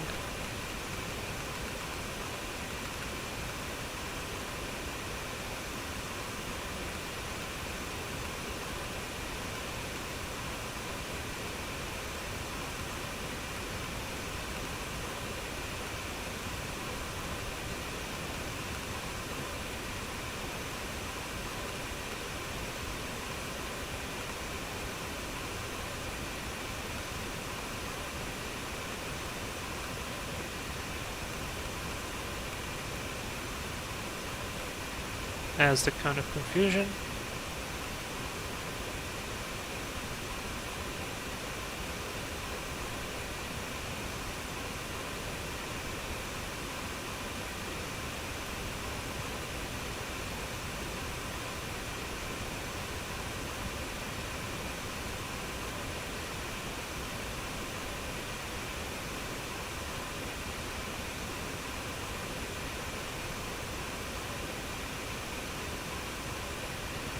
There we go.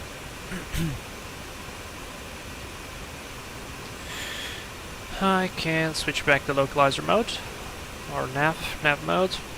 There we go. Excellent, that was a good interception. That was a good interception. Let me see, how are we doing in terms of fuel? So we've burnt about 4. It's definitely close to 4. Oh, already getting the next one. Wow. Sitka. 113.8. Yeah. Let's check it. If it's correct or not.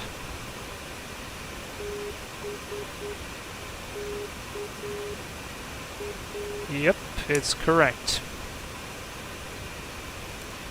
Well, for now, we'll keep this one for a little bit because we still have some oscillations, but at least we are already catching it. That's good.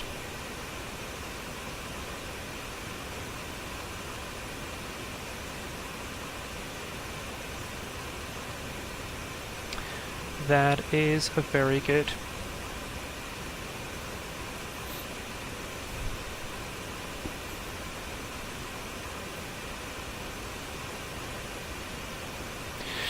Alright, critical area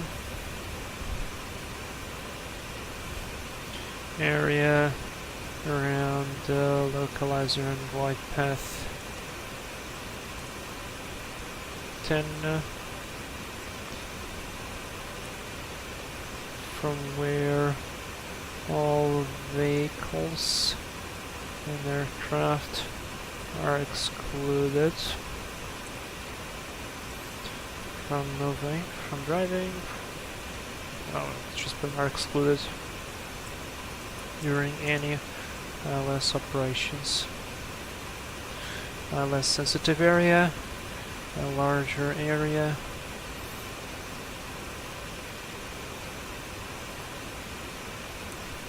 Where the parking or movement of vehicles and aircraft. Parking,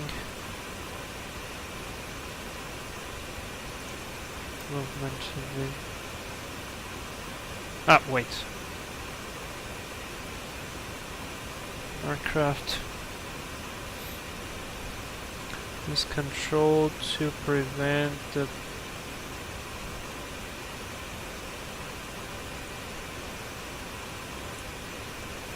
any possible interference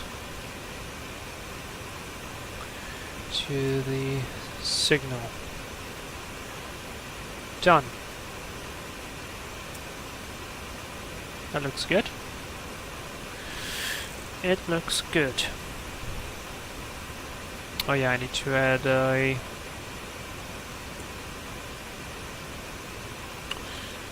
taxiways are marked by alternate yellow and green lights.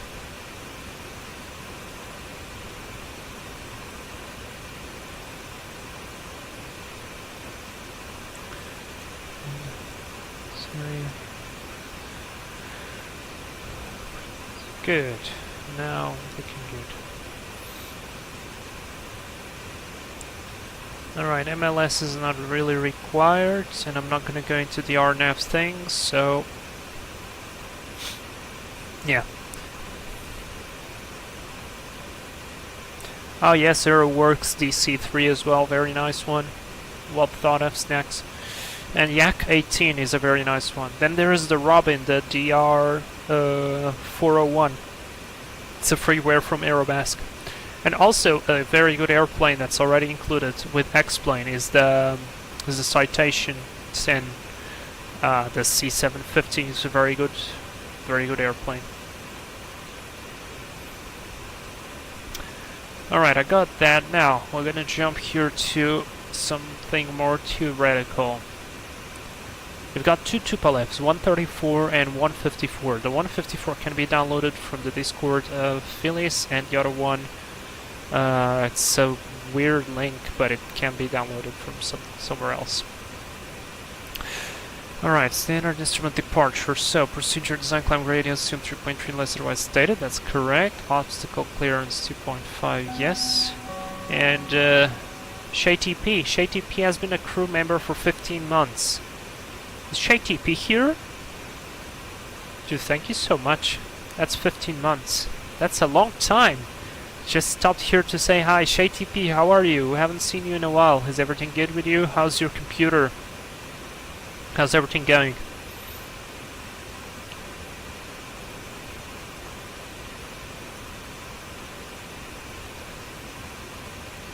Turn around for obstacle clearance. Okay. We put basic, basic.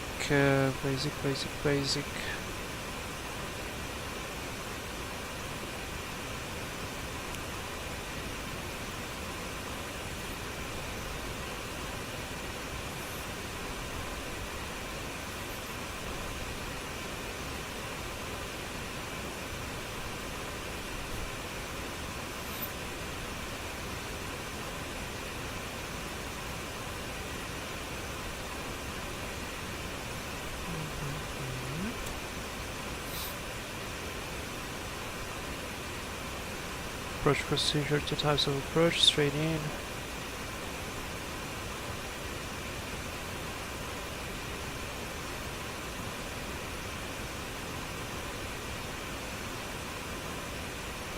Oh, you're steady with the other VOR.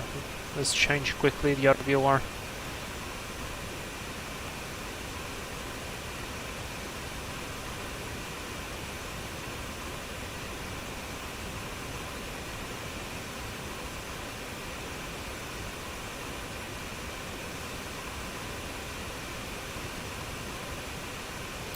There we go, and pre-select the next one. From Sitka is going to be Sands Pit at 114.1. We are napped. Yeah, 114.1. Engage nav 1 and leave it here.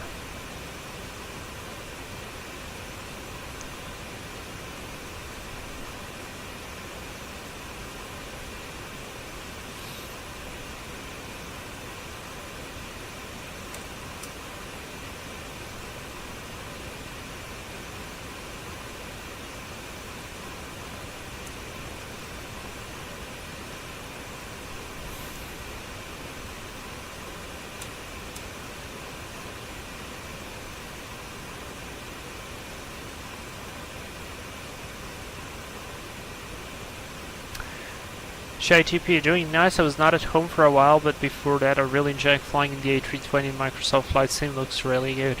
That's good. That's good. Get some rest now that you're at home.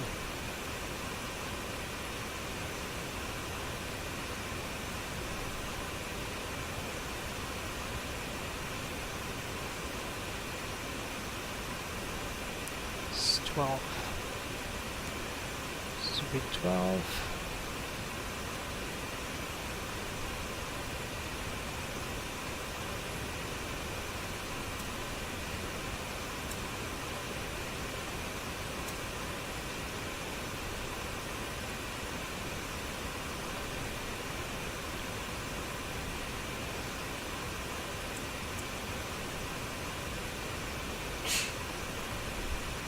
Будь здорово. Ничего страшного.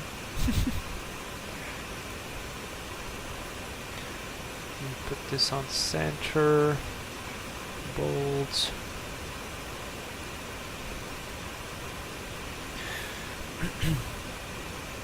JTP, I kind of mastered the Airbus now. If I got to tell this, I would not mind doing shared cockpit Airbus ops. Oh, that sounds very good. It's very nice. Okay, this one is good. Let me do this. And by the way, let me do this. And then, whoops, too much. Do this. I keep forgetting to do this.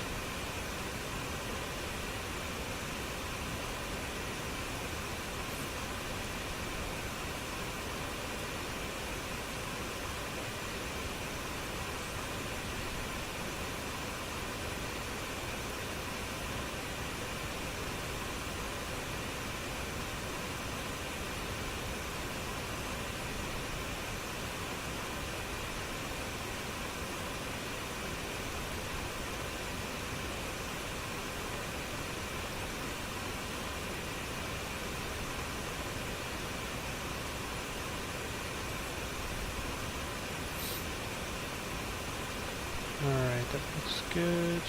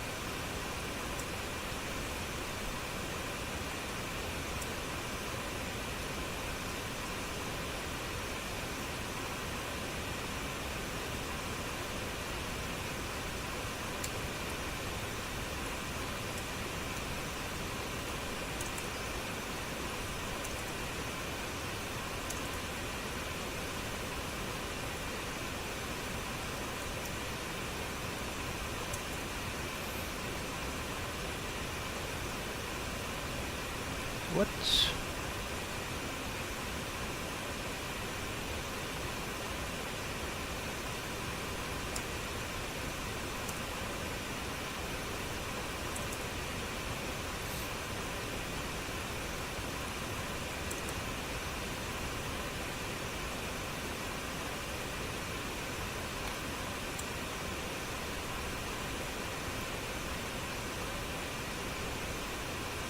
T-Fox, hey!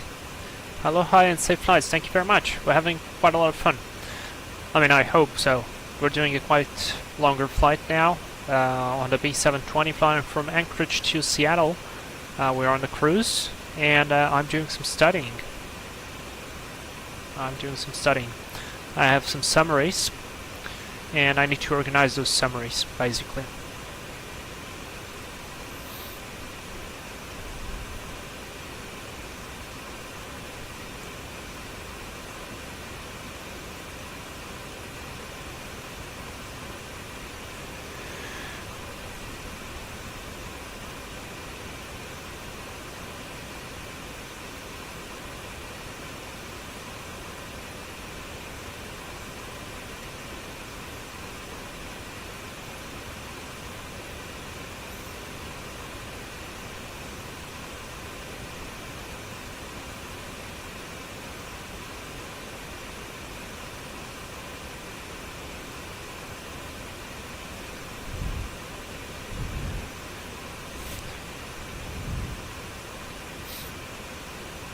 Synchronfire, I hope you said you're learning something. That's good. Take picture from Weather Ops, page 116. Aha. Right.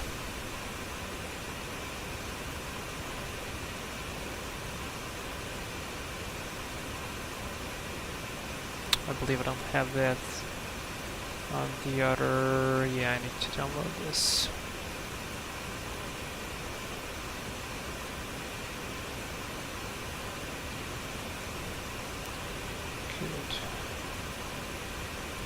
Weather Ops.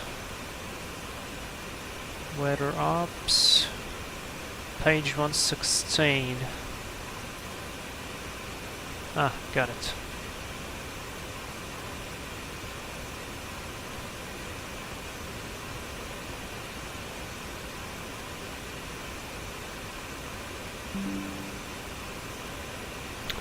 I got it.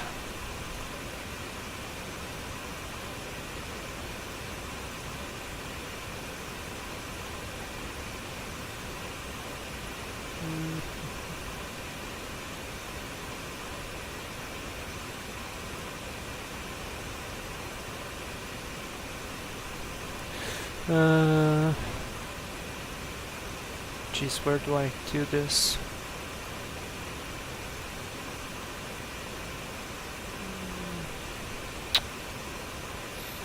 Alright, I'll just do it like that. There we go.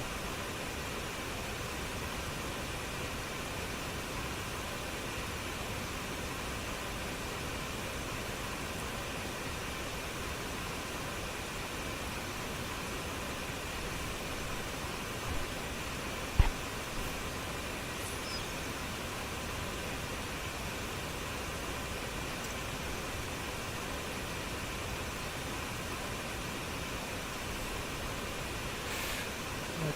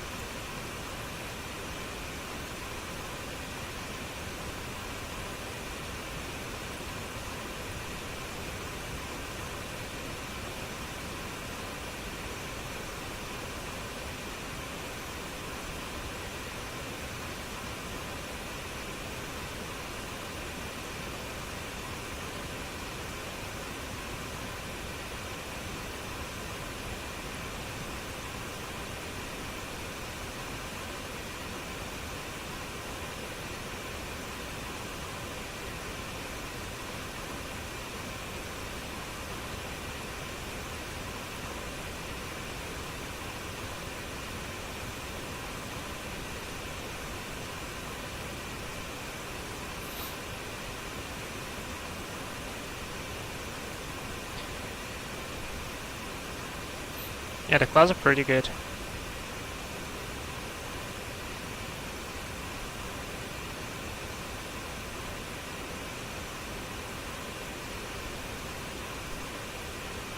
Right, 40 miles to go. Still have a little bit of time.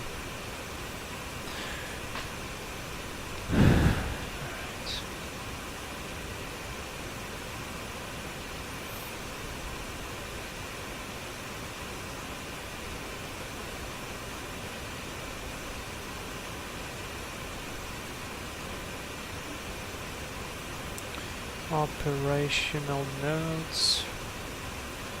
Approach. Procedures. Let's do that, that, and that.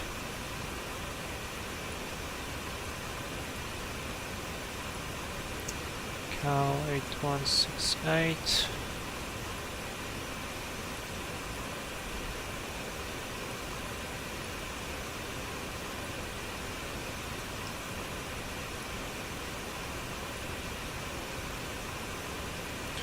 I want to put this one into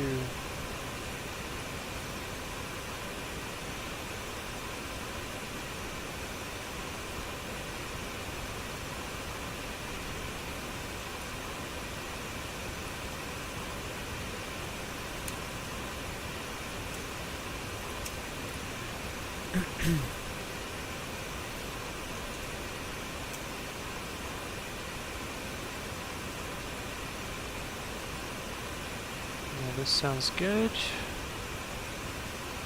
Like that.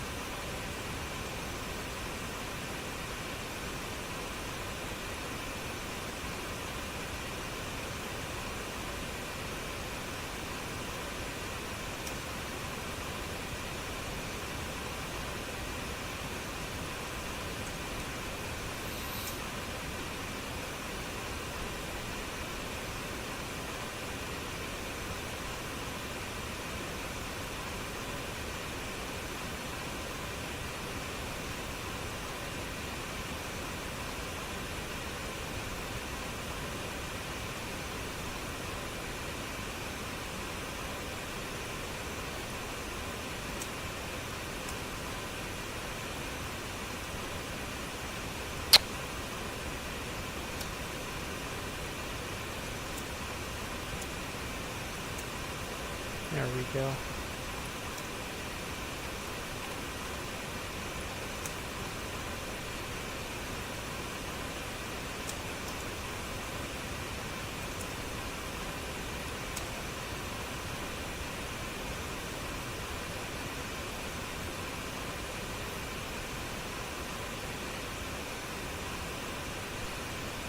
Alright, we're 16 miles. We need to do some monitoring. Next track for us. We're approaching Sitka, right? We are on nav 2, 113.8. Yep, 113.8. Next track is going to be 128. So, I need my heading mode. Heading mode selected. We still have not catched the next VOR. That's totally fine. And we need 128 on the course. So I'll just fly straight probably as we are approaching the station.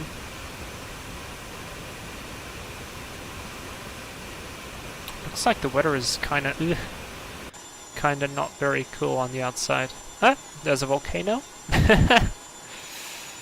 There is a volcano. The clouds are weird though.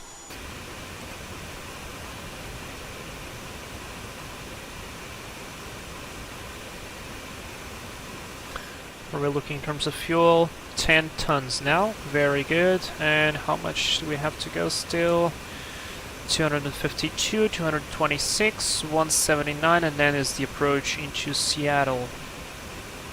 Speaking of which, I need to check, because this has to be a conventional VOR approach, and I got it. Job. That's pinned. Seattle weather 170 at 6. That means very good. That means we can go direct to the nice and long runway of 16 left. Or 16 center. Can be as well. 16 center. Let's do 16 center approach. And we passed the VOR.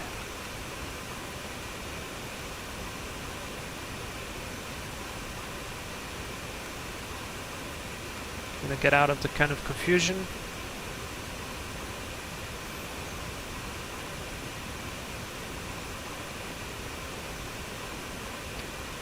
There is the antenna, the localizer, or in this case, the VOR radio.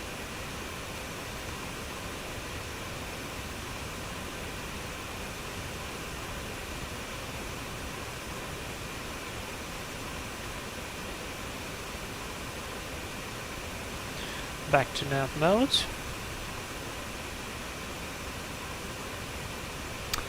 And let it work. Back to the drawing board.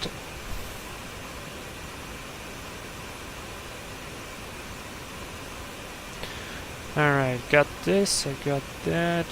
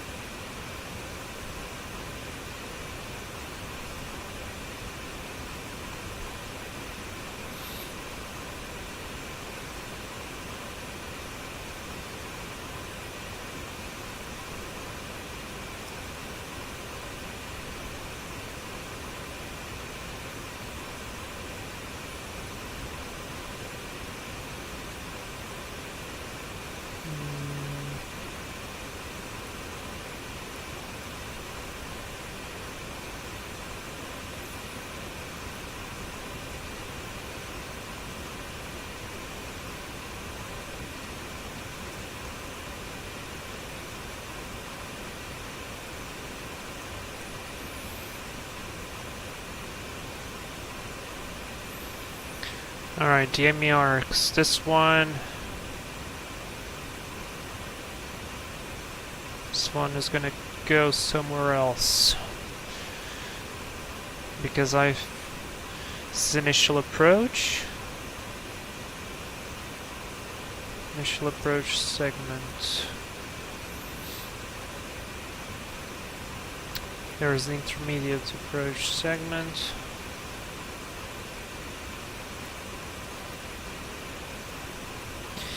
Yeah, we need, this has to go, and then final approach segment.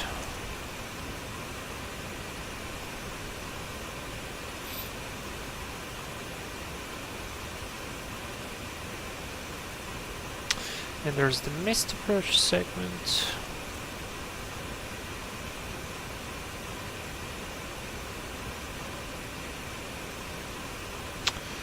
And then this has to be on a separate page, like that.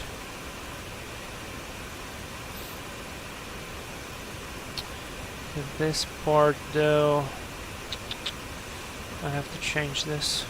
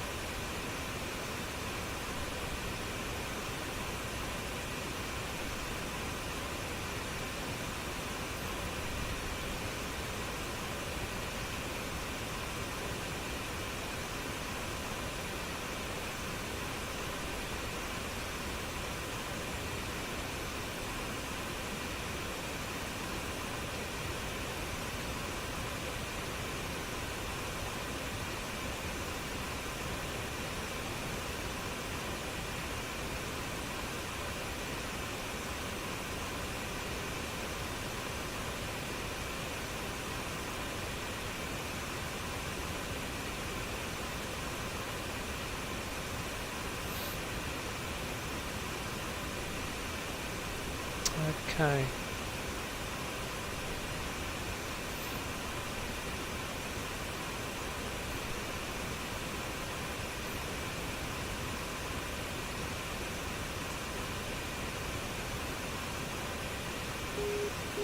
Oh, there we go. We're catching the next VOR. Let's check the ident. Man, I'm constantly turning off this stupid thing. It still pops back up. So, I'm looking at, what is this? That's Sitka. We're catching the next one at the Sand Spit.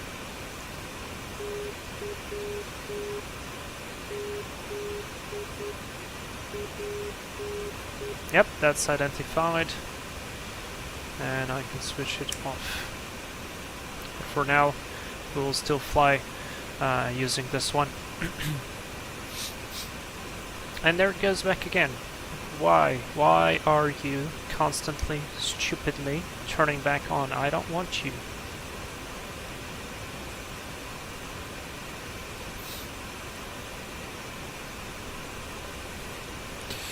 Alright. So only the final approach segment, vertical path on the approach, vertical guidance, borrow VNAV, precision safeguard against the effect of low temperature by the design of the procedure. Okay.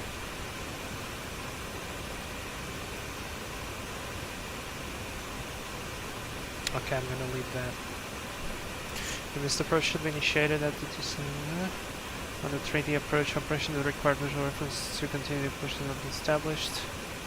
Let me do that. On the 2D approach operation, descent shall be made below. No descent. No descent shall be made below the MDA without the required visual reference. That is better.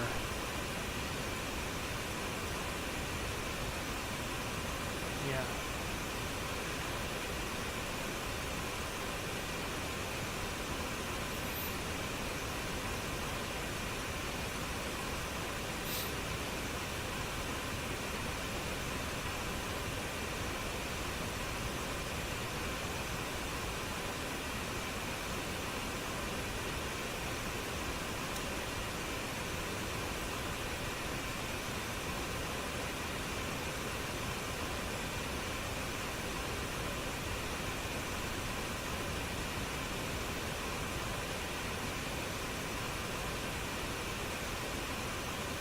I believe this is for precision. I think this is for precision, but I don't remember exactly.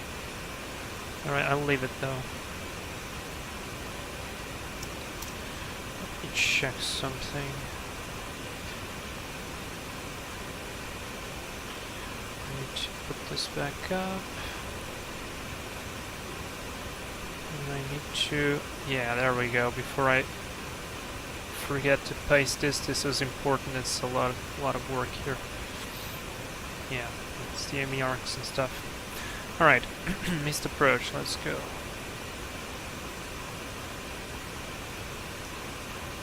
I don't care about this one. Can I scratch this? I believe this was something like this. Nope. Something like this. Nope.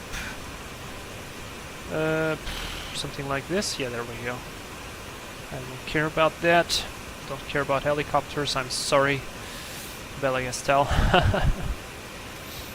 Alright, I think we have a more or less steady VOR signal.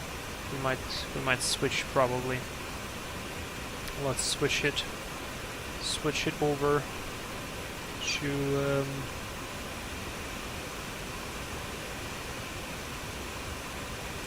next one. Heading mode on, nav mode on. To the station, please. Nav lock on. Engaged. Very good. Our next station, we're now flying to nav 114.1. That's Sand Spit. Next is gonna be Port Hardy on 112.0. And I'm gonna leave that, 154 miles. looking good. Yeah, we might have, I just might have to continue doing this tomorrow as well, because there's a lot of stuff here. I'm not sure I will be able to end it all. And maybe tomorrow we could do a, I don't know, maybe a King Air flight. Yeah, I've been able to navlog. Alright, we're good. Okay.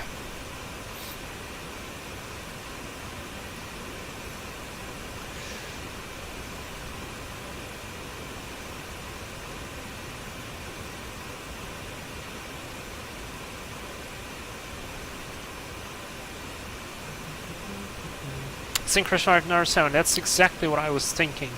And I also need to test the freeware, so I am between the two. But I'm more thinking about the 350 because it's been updated.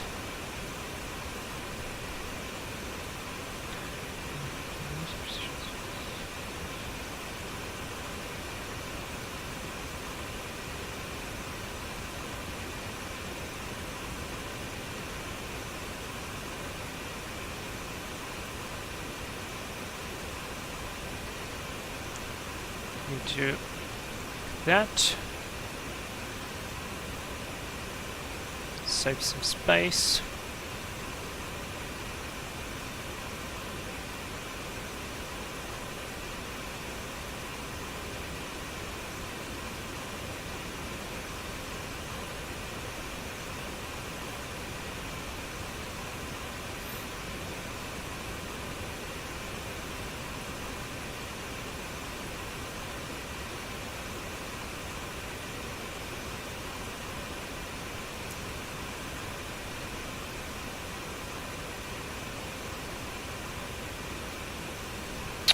How was it? Normal? Yeah, normal was...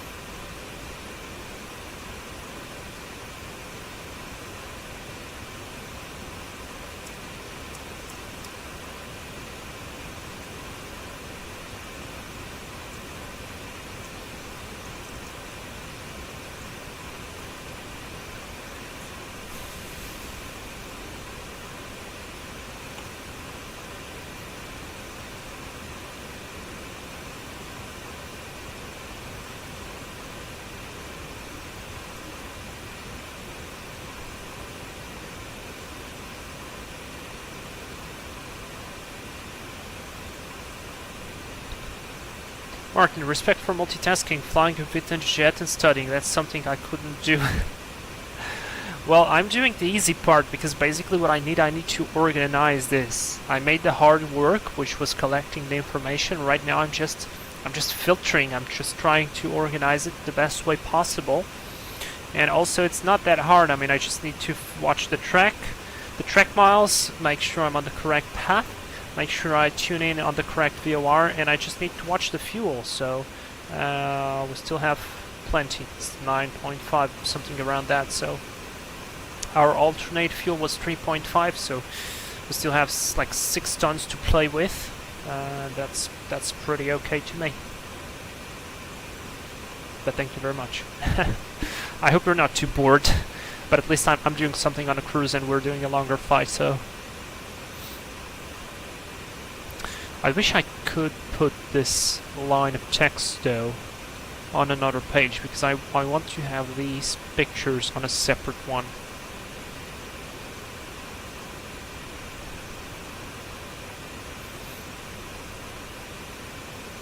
And I don't think I'll be able, because I like the way it is separated here. This picture is good.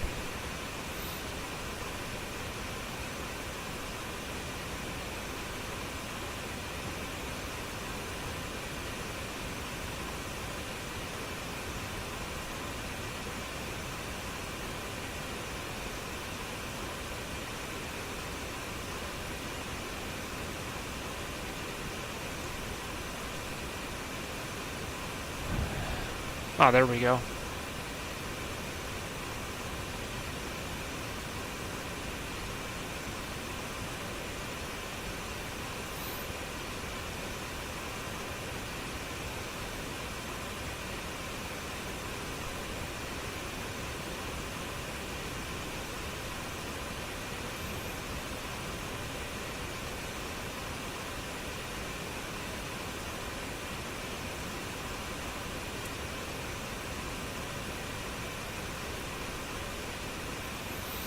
I'll do this.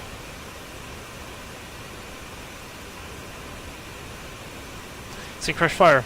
No problem, we have fun with Susie. Haha, that's good.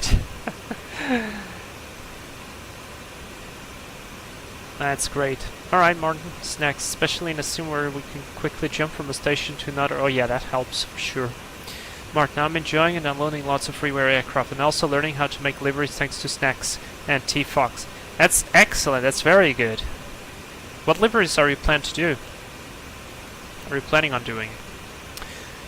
Stanson, once you get the bug, you'll never stop making liveries. Well, you still have to have some free time to make liveries. Oh crap, just broke this. Right, please, please. Please be nice. This is for the circling, precision approach, non-precision approach, and circling. Yeah, this looks good. Now.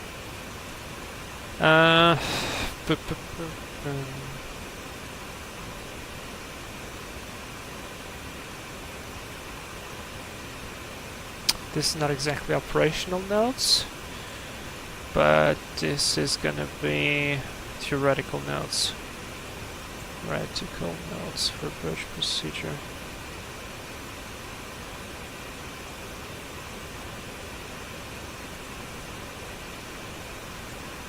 Operational notes for approach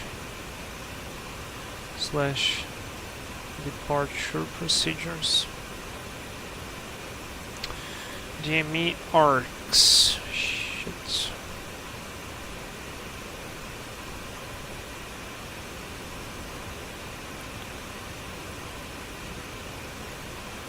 Minimum arc radius is this.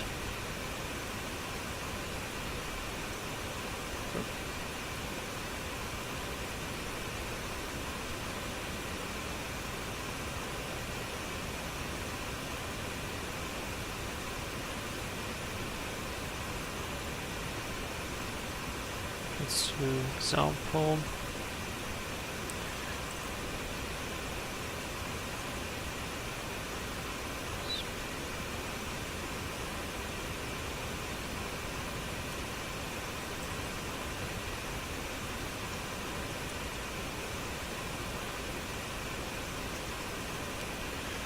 Nautical mile.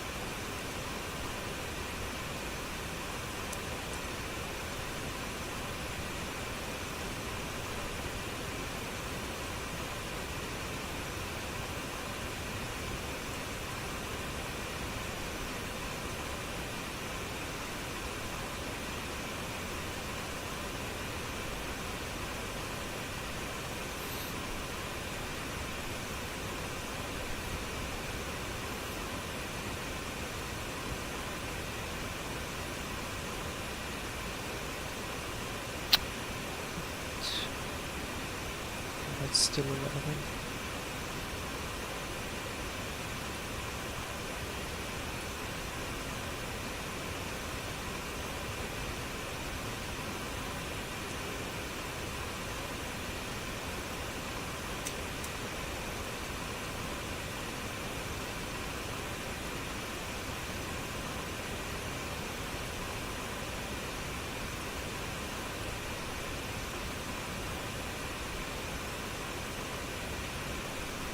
Martin, mock liveries for future charter business. Need to get some proof of concept ideas. Oh, that's actually very interesting.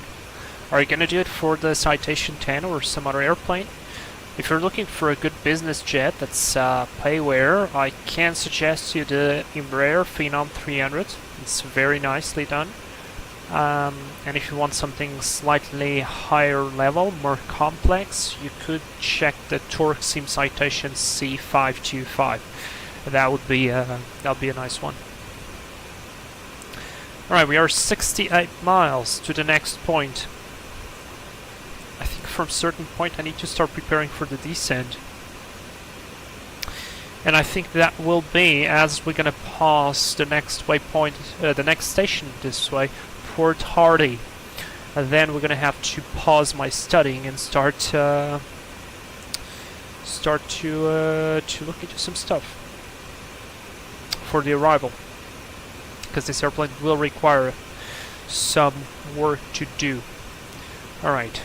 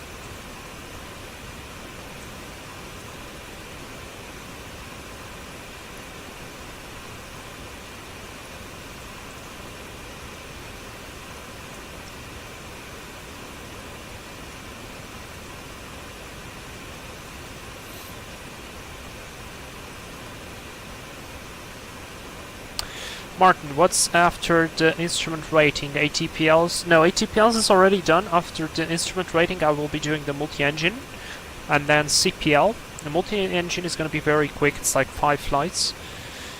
CPL is like 7 flights, and from that point, I will be a commercial pilot.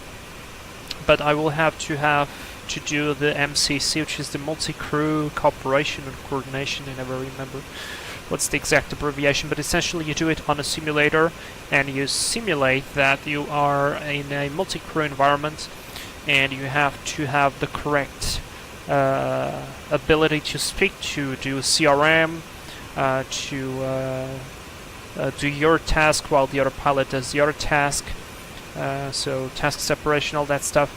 And from that point, as I finish, I can start applying to the airlines. So it's actually fairly close. It's actually fairly close. It's actually closer than I feel, which is interesting.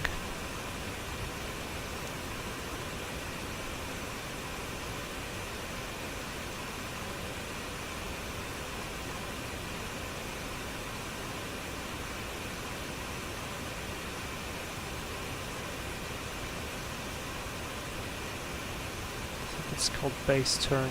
We'll see.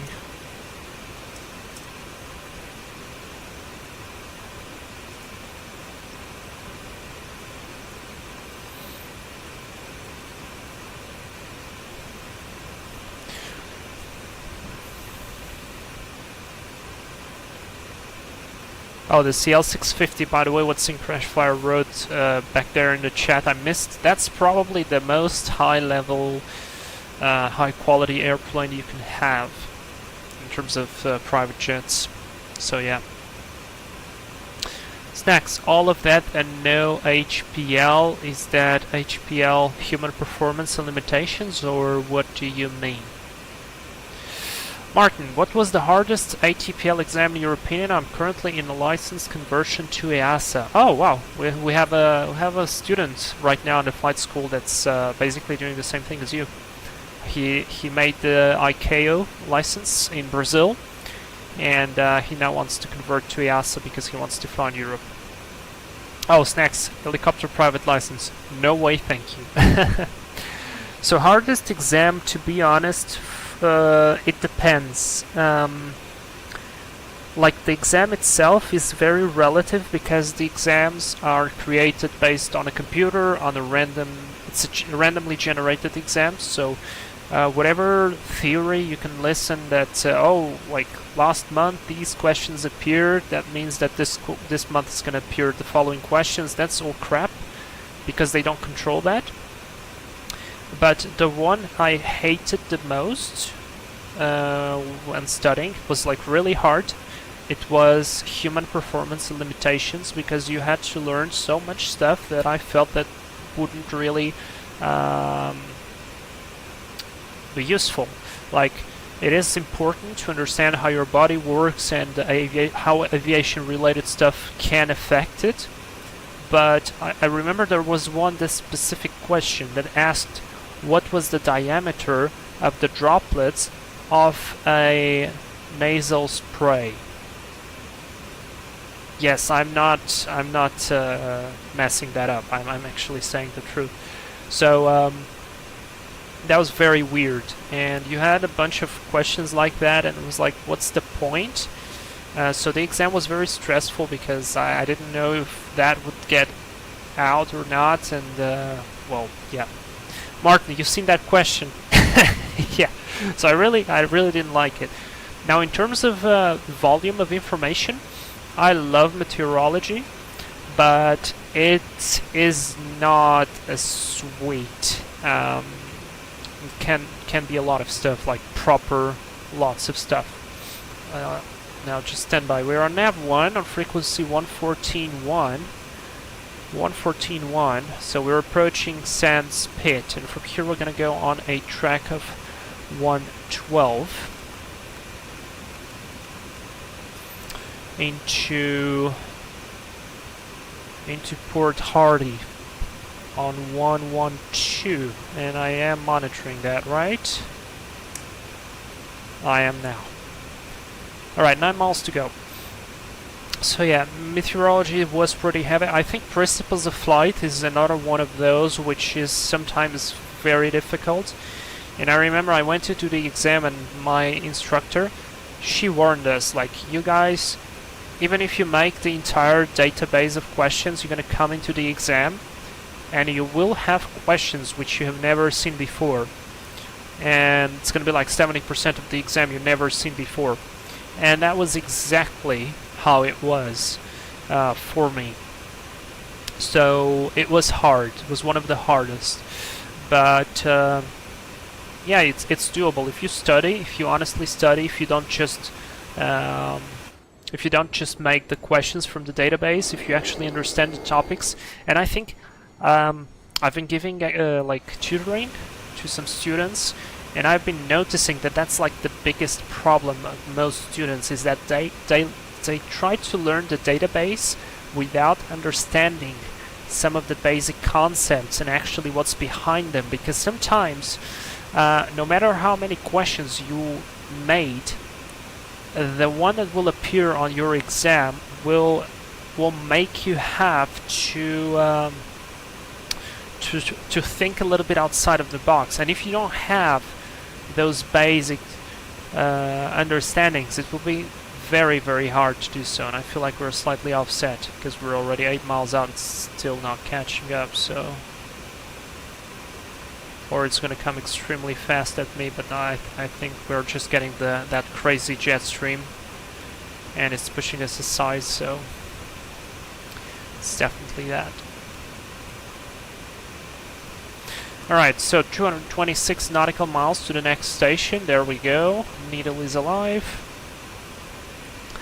Yeah, as we're gonna reach the next point, we're gonna have to start preparing for the descent and all that stuff. Martin, too many fronts occlusions in my opinion. Warm, cold, occluded, warm occlusion, cold occlusion, nightmares. That's actually not the worst part. I think the worst part is when you get to the exam and you need to analyze charts that you are not really familiar with, because they can be anything. And sometimes they're not printed in a very high quality. And sometimes you have some small notes that have like differences. For instance, this is where I I didn't get a better score for this. There was this specific chart, this weather chart, that was all divided by squares, and you had like sector A, B, C, D, and E. It was six sectors or 9 sectors, I don't remember. And then you had, it was like a significant weather chart. And you had what was it? It was like a note. It was a note, and the note stayed like, it was numbered, and then you had like number 1. It was fog or hill fog, something like that. It was fog, something related to fog, and you know that the visibility for fog, like the default fog definition, is visibility is below 1 kilometer. And the question asks something like, what is the visibility in that sector? And you would read the note number 1, wherever you would see fog, and you would assume that, well, if it's fog, that means the visibility is going to be below 1 kilometer. And there was that option in the responses. So I took that one, but then, like, I later understood, some of my colleagues said, well, you didn't read the note properly. And then it was a very small note at the end of the chart, and it was written that if there is fog written anywhere in the chart, that assumes a visibility below 300 meters on that specific charts. So, see, that's one of those. So you have to have, like, you have to pay very close attention to what are you actually selecting, what are you reading, and all that stuff. That's one of the things I didn't really like about the exam, but overall, if you like it, it's fine. Like, warm occlusion, that just means that the air that's coming from behind is not going to be the coldest one, it's going to be the middle one, so it's going to climb, and it's essentially going to behave as a warm front. If it's a cold occlusion, that means that the air that's coming from behind, it's the coldest one, it's going to push everything up, and it's going to be the most aggressive one, and basically behaving as a secondary cold front. That's kind of it. Oh, there we go, catching Port Hardy. Let's check it out. Port Hardy. And there we go again, man. Why is it always toggling back? Like, I do not want to see the icon. And it popped back again. What? Stop doing it! You clown! I don't want that. I don't want the moving maps. Stop it. Alright, anyway, Port Hardy. Let's listen.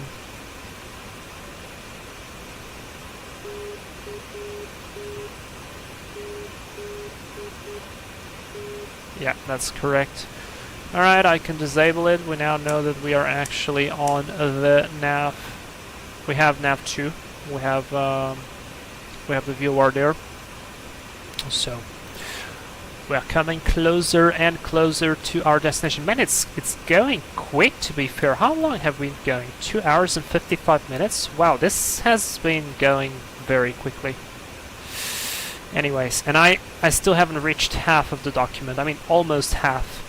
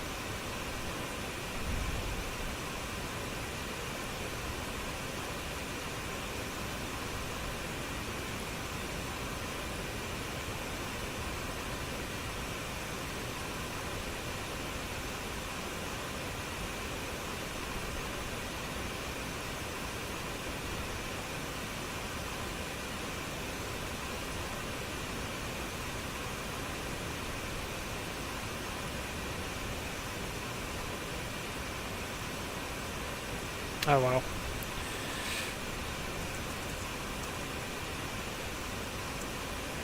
Need to remove this.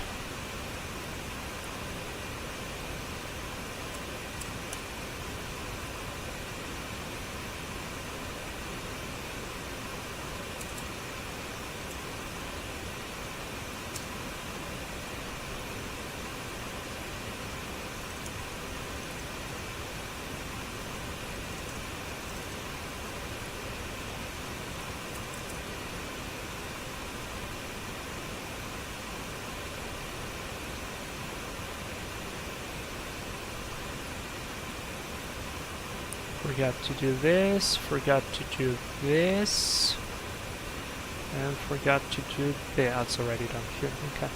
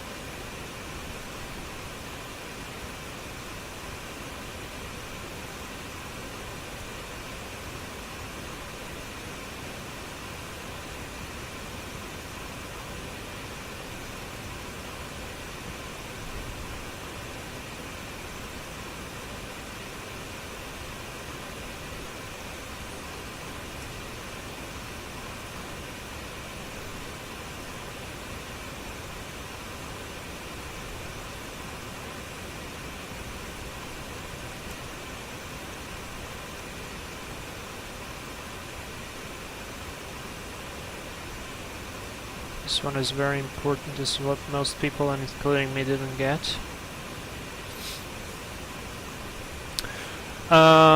Did it take a while to do all the ATPLs? Yes, I did it all in about a year, 9 months from first exam to last exam, I think.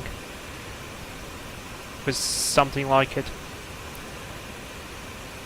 Synchronous Flyer, when I got my driver's license, I memorized all the questions and passed with flying colors. Yeah, well the thing is, Synchronous Flyer, some databases have more than 2,000 questions. And now multiply that by 13. And then you will get into the exam and there are more questions than actually you ever tried. So, I mean, there will be other questions, that's what I'm trying to say. Martin, I understand you. Sometimes the obvious answer is right in front of you, but inherently it's incorrect. Fine print does catch me out, I'll be honest. Yeah. And there's another one, I hate those, that ask you, like, essentially there is no correct option, but pick the least wrong one, or the most correct one. It's just like, what is this? What are you trying to prove here?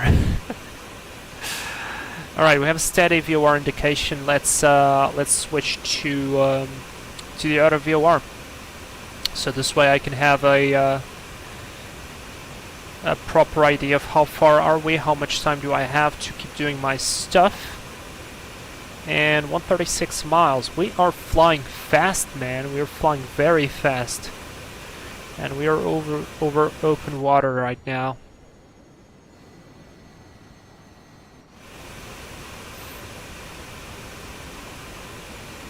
Alright, I'm gonna go back to localizer. Pre-select the next frequency, so we're now flying to Port Hardy. Next one is gonna be Secu? No, Tatoosh. Tatoosh 112.2. 112.2, that's correct. And I'll leave nav 1 on monitoring. So we will be looking. Yeah, man, this flight's just... Whew, it's going very fast. Alright.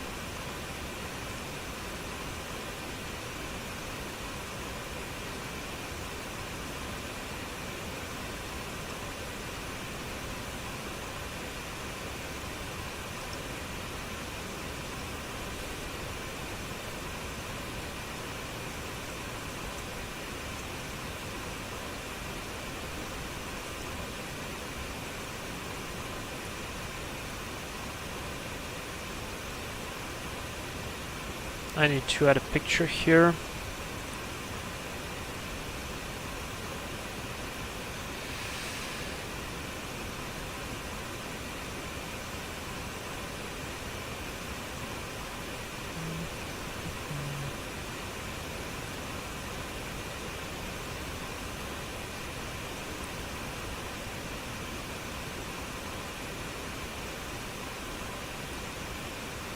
Holy cow, this red is so hard, I'm gonna change it to yellow. Yeah, that's a little bit better.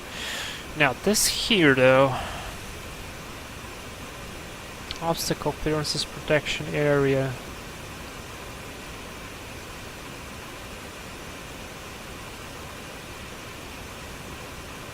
Oh, I see what this is. Intermediate approach, 150 meters. This is roughly 300 feet. Final approach 75. 75 meters. It's a bit more than 200.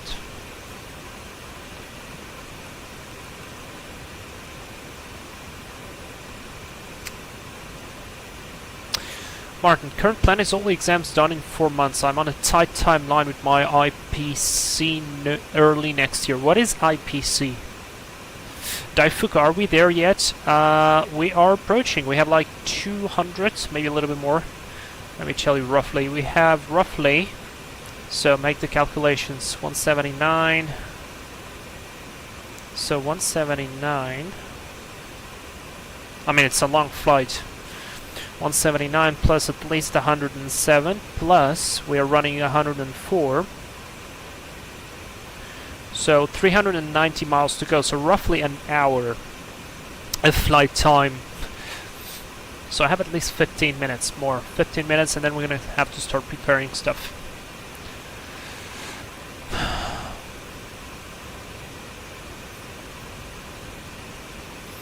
Alright, this is all good. Racetrack procedures. Yeah, pictures, obstacle clearance, protection area. This though, I don't get this. I don't get this, so you know what? I will remove this because I think it's not gonna add anything. So turning point may be specified in. It's a turning point.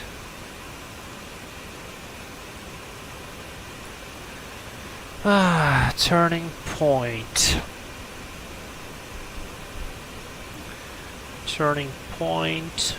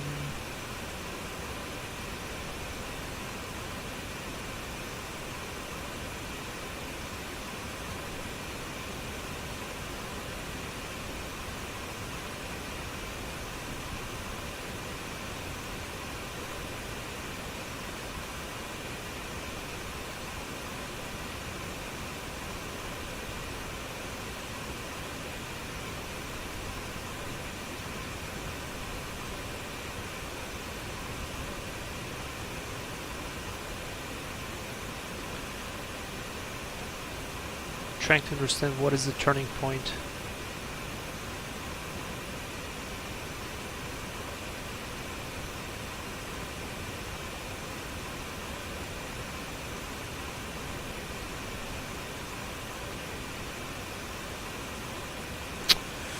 I think I might have to check the first one. Is this volume? No, this is the construction. I need volume 1 flight procedures.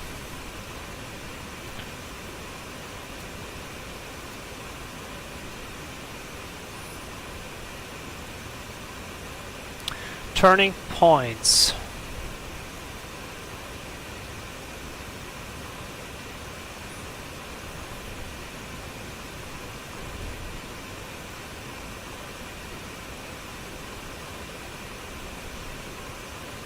Well, I guess the turning point, what do I have written there? Yeah, conventional facility of fix, designated altitude, designated the turning point, TP.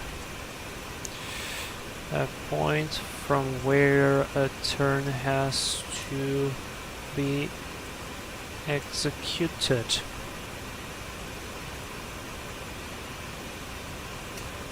Just do general concepts.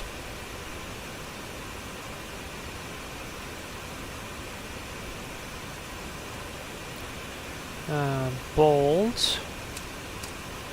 This one probably will be centered, and I might do it like that. Yeah, it's 12, not 13.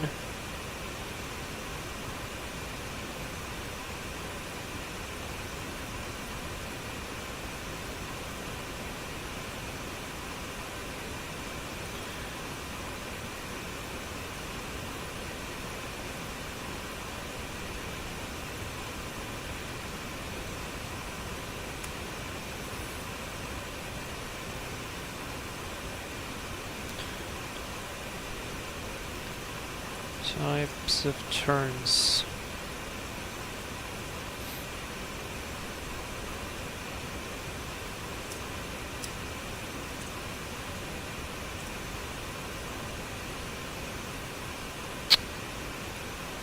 Do that.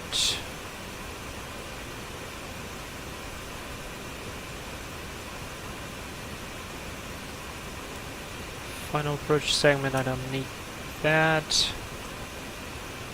I need this. Yes, I need to add this. I need to do this. I need to add that. I need to do this.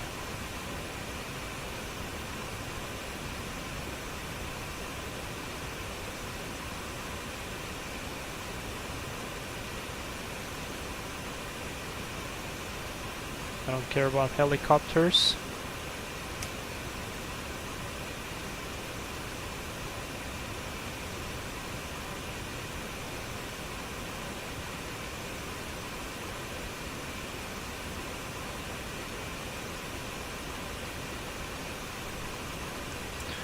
Is considered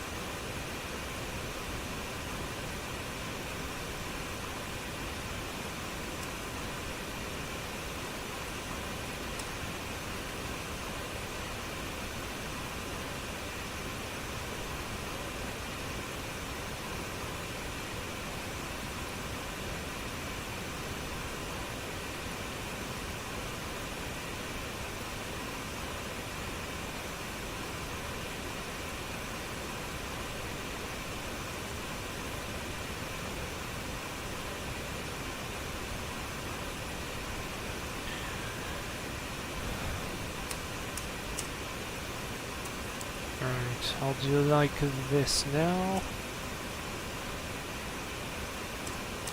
Right, I need to add the explanation for the grid Mora.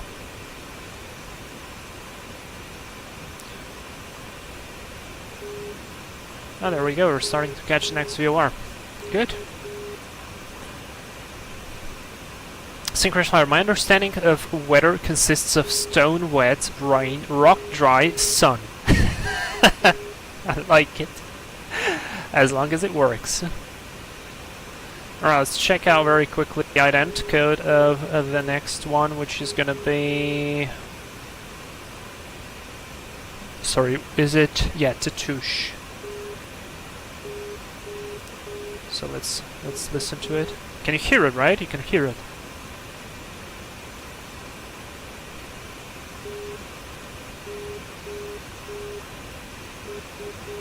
Yeah, that was absolutely correct. I can switch it off. We have 37 miles to go. Oh wait, I switched the wrong one.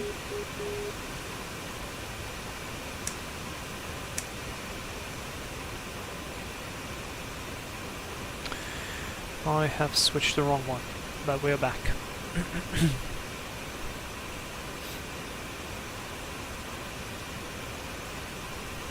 Alright, the thing is, where do I find this one? I'm not sure I'll find it. Yeah, no matches here. What if I look into the Jeppesen charts?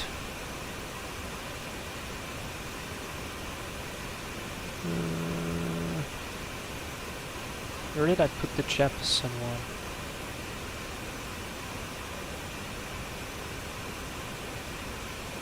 Very interesting.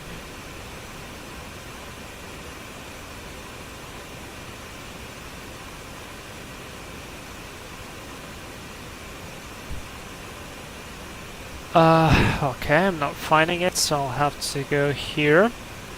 Floppo, hey, good to see you here. How are you doing? Let's find here. I'm not sure I will be able to search into the document. Probably not.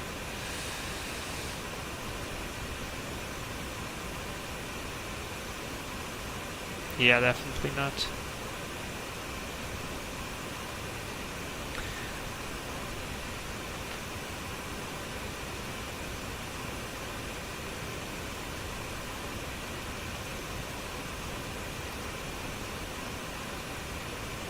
Have to download this one. Get it safe. Snacks, big clouds up ahead. Oh yes, the arrival into Seattle is definitely going to be interesting. I am anticipating that. Absolutely. Alright, can I search here? Yes, more. Ah crap, no I cannot search here. Well. Chart legend, state signs.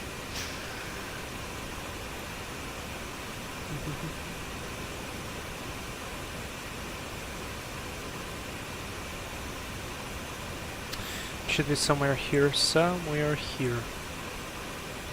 Alright, let's see, M. Maya, minimum en route IFR altitude Maya. Oh, I might add that. Where's Maya? I had that. IFR altitude.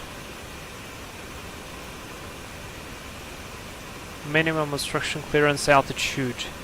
Mora. There is the Mora. Alright, let me zoom in. So you guys can have a read as well. This is what I need. And, oh boy. Stand by, we need to fly the plane. Stand by. Heading mode on. Next course is 126.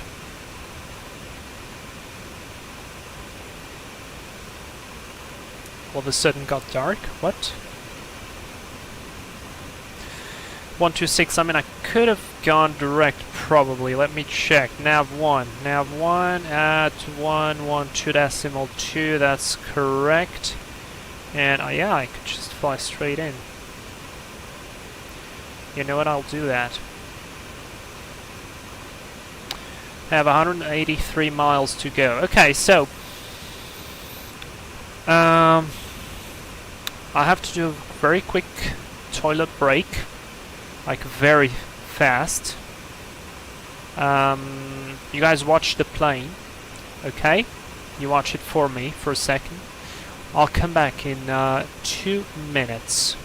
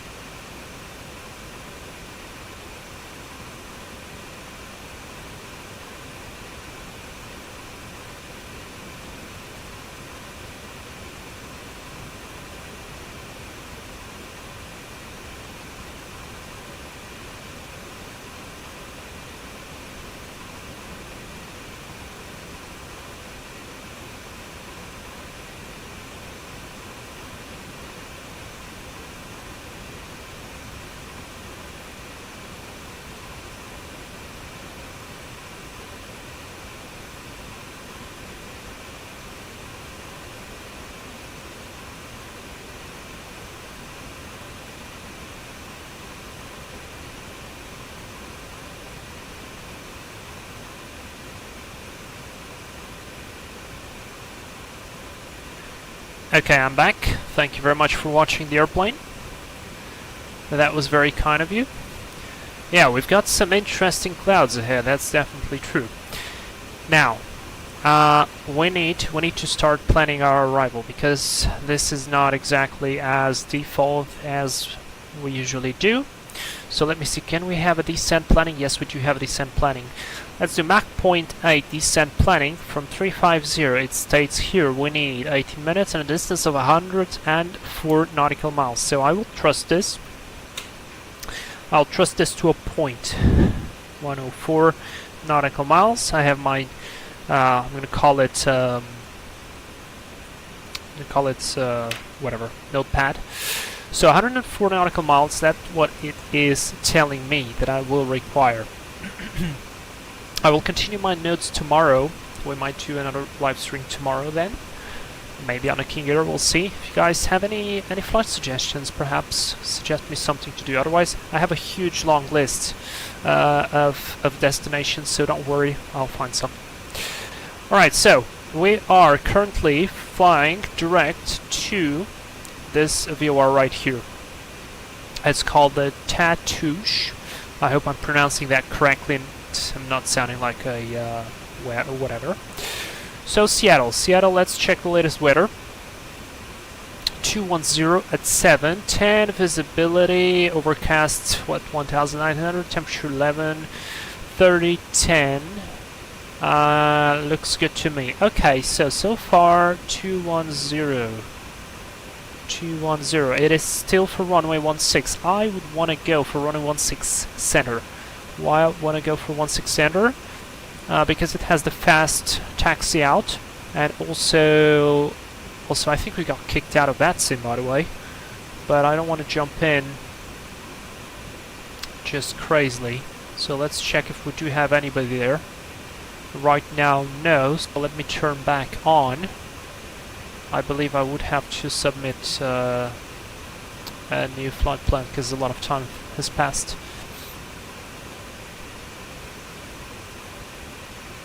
Alright, flight plan done. I believe that's it. Okay. So, charts. We're gonna be arriving via the Jobin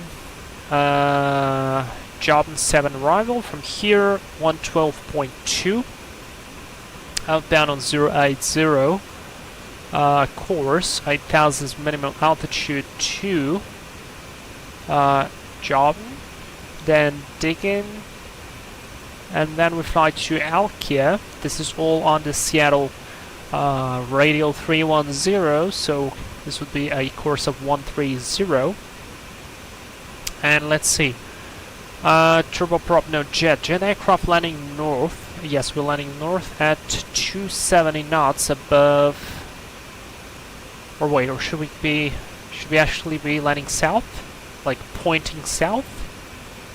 At 250 knots. 12,000, because it's slower, it's closer, it makes sense, right? So 250 knots, cross and maintain 12,000 here. From here, 12,000, we have jet aircraft landing north, still at 250 knots, cross and maintain 12,000. And this is the other airport. Alright, sounds good to me.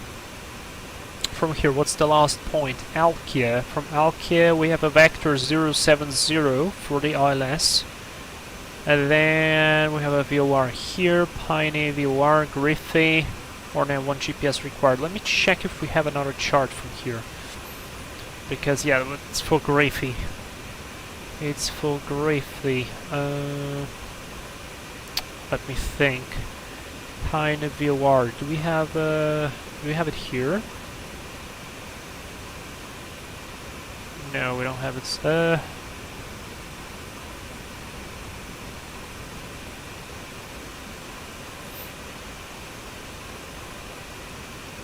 Okay, here it is. It's the Everett one. And we will be guided to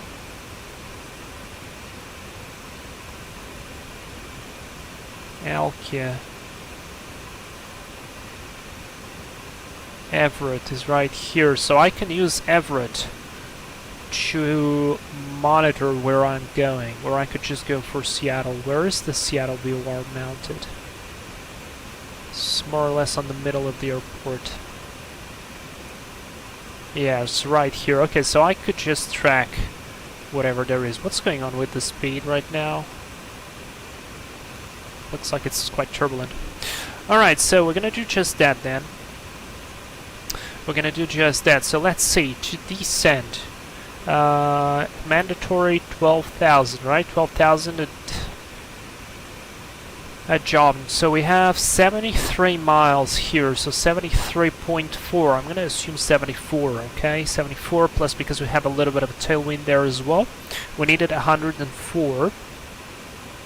But that's descent to 0.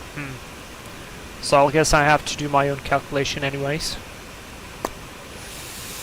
And then 22 here plus 6. So 23 plus 6, 29. 29 here, man. It's gonna be a bunch here. Cross maintain 12,000. And we're gonna be into the weather. You know what? Here's my suggestion, guys. I'm gonna try to do a constant descent arrival because there is no traffic, no ATC right now.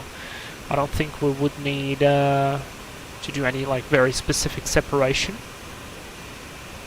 So let's do our own calculation. Let's do the 104.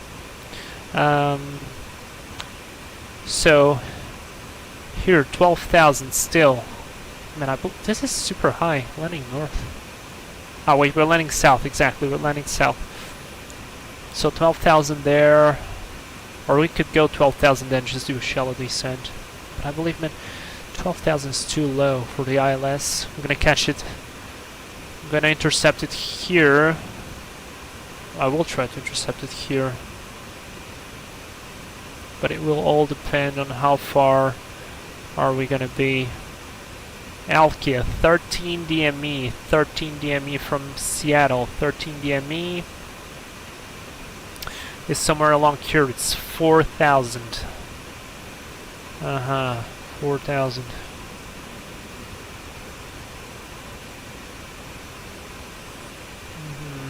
I'm just thinking. Alright, let's assume Alkia at 5,000. So I will write Alkia 5,000 as a reference. We're gonna do job at 12 to 50, so 12. We are at 35. 35 minus 12 is gonna be 23. So 23 times 3 is 69. 69. I'm gonna add 10. We have some headwind, correction, tailwind. So it's gonna be 79. 79. We have 73.4 from here. So I'm gonna assume that 70, 73. We need 6 more. So 6 miles from Tatoosh. We're gonna start our descent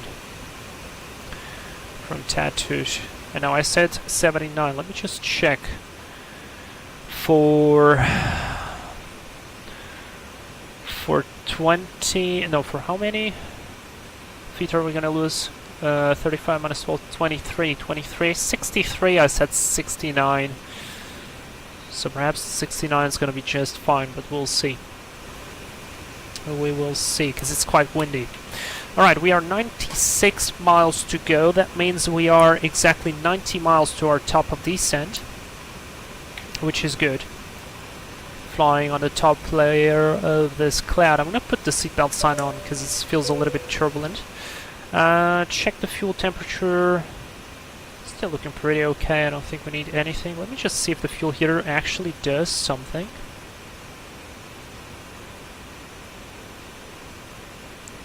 So I'm just curious. It was close to about minus 28. No, I think it's rising. Yeah, it's definitely rising. Yeah, that's definitely rising. At least it looked like for a moment. Okay, that's rising as well.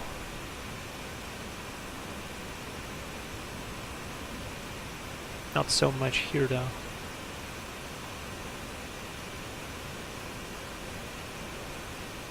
Just a tiny bit. Okay, I don't think we need that, so fuel heater's off. That's that's fine. Alright, and there is a bunch of thunderstorm because you can see this is the ADF, so it's for NDB, and you can see that the needle is moving because it actually is attracted by lightning, so there is definitely lightning happening, which is interesting because I was not expecting that.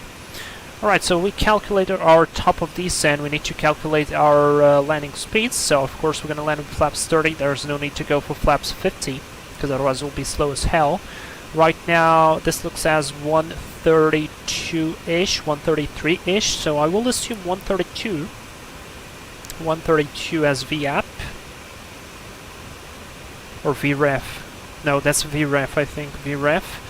And VAP is gonna be +5, so 137 as VAP. Sounds good to me. 137. Now we have to look at our minimums for the charts and all that stuff and actually do the arrival briefing. So let me just confirm here. Climb heading, about CO reward. Alright.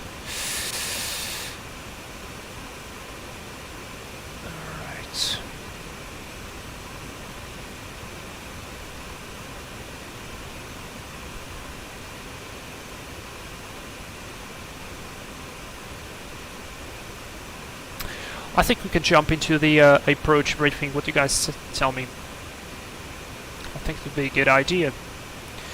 Snacks, Paro 2134. Nope. No way. Mango, hello from Australia, I believe. Australia? Alaska? I don't know. I was watching the Alaska milk run video. How do you plan fuel for multiple legs in a row? Do you just add up all the en routes and add some reserve? Just wondering. That was kinda like it. I believe that's what I did. So I did all the en routes that was supposed to be burned. Then I had to make a little calculation for. I don't remember if I did that exactly, to be honest. But right now I'll do it like that. And because you are adding extra fuel, you will be burning more fuel because you are more heavy because of the extra fuel. So you need to account that as well. Plus the taxi times, remember, because you have the after you land, you taxi to the stand, and then you have to turn on the engines, taxi to take off again, and then you have your en route. So there is that as well. So you have to account for all of that. That's kind of what I did, yeah. Alright, it's peanut butter briefing time. Let's go, guys. So status of the airplane so far is all good. We have some time. We have well, 50, 55, 59. No, 58 miles to go, 57 miles to go, so we have to do this quickly. Weather in Seattle is looking interesting. It's definitely looking interesting here on the route. It looks like we do have some turbulence, so I might even slow down a bit, to be honest, because it's definitely feeling bumpy. So I'll let the auto thrust drop down a little bit. Okay, no temps are fine. Anti-ice might be required on the arrival. Actually will be required because we just checked before on the charts that we are actually expecting some icing on the descent, because if I come here to significant weather, you can see the blue line here, and here there is all this area with icing. So yes, and red is clear air turbulence, so it's a funny area. Cool. Alright, so there's that, and we're crossing actually 2 jet streams, which is incredible. Radar terrain, we don't have that. Top of descent, 6 nautical miles from the Tatoosh VOR. We are arriving via the Job 7 arrival on page 20-2, effective from the 26th of December. Altitude setting is inches of mercury, transition level 180, radar and DME required. Also serves Kilo Bravo F Foxtrot India. That's another airport. We don't care about that. Lost comms predictions, lost comms procedures will read and due in case of that. Routing, fly from over Job to Seattle radial 310 to Ding, and then on Seattle radial 310 to Alkia. So that's what I'll do. And landing north, depart Alkia heading 163 for radar vectors to final approach. Yeah, so we're landing south, depart Alkia heading 070 for radar vectors to final approach course. So we're gonna have to look for that as we're gonna get closer. Alright, so we're landing south, 250 knots, cross maintain 12,000 at Job. So we already agreed on that, so that's fine. From there we're gonna descend down to Alkia, and I want it to be at Alkia at 5,000 feet. Max 250 knots, and then we're gonna turn left heading 070 and intercept the ILS. ILS is 16 center, page 21-2 from the 28th of February, effective from the 28th of February. Localizer frequency 111.7, final approach course 164. We're going to intercept the glide slope, at least the final approach fix is at 1,900, so that is pretty close to the ground. And Seattle is sitting at an airport elevation of 432, so if you account that, we are actually intercepting that at 1,000 and, oh my god, my math, 1,500 roughly. So we actually do have to have some speed right there already, some decreased speed, because that will happen pretty fast. Alright? Okay, MSA, area stuff, actually minimums first, 630. It's 200 above the threshold, so 630. I do not know if I can do any MDA here, so I'll just do the radio for 220 for safe, or 250 even, for safety reasons, and 630 are the minimums, so we need to remember that. Continuing onwards, MSA, we've got some high terrain on the eastern side of the field. 6,400 is the MSA, to be clear of that, and then the southern parts 2,200 and 3,400 on the northern side, so we'll be looking into that. So I anticipate to get out at Magna, which is roughly at 12.8 DME. That's going to be close to where we're going to be intercepting at 4,000, not higher than that, not lower, sorry. It's a normal 3 degrees glide path, and we can pretty much go for it. Other than that, looks good. Now, missed approach is a little bit complicated. We climb on heading 160 and outbound Seattle VOR radio 161 to cross 2.4 Seattle at or below 2,000. So that's a very important requirement. Below 2,000 at 2.4. If we add a lot of power, I'm pretty sure we're going to get there very quickly. Then climb to 5,000 outbound. On Seattle VOR radio 161 to Millet, so straight ahead, DME 11, and continue climbing hold to 5,000. Now this here is going to be a parallel entry into the hold. Sounds good to me, and that's going to be it. If we land, here. I anticipate we're going to vacate here on Mike or November, just cross into the ramp and park anywhere. That's basically it. That's my plan. Alright, config, flaps 30, as we planned. Manual braking, no auto brakes here, reverses maximum. Exit is planned, radio navs will be selected in a moment. No special considerations apart from the anti-ice, and no abnormals for now. That's the arrival briefing complete, guys. That was quick, and we are 20 miles out. That means we have, what, 13 miles to top of descent. So let's go set 12,000 here on the alerting page.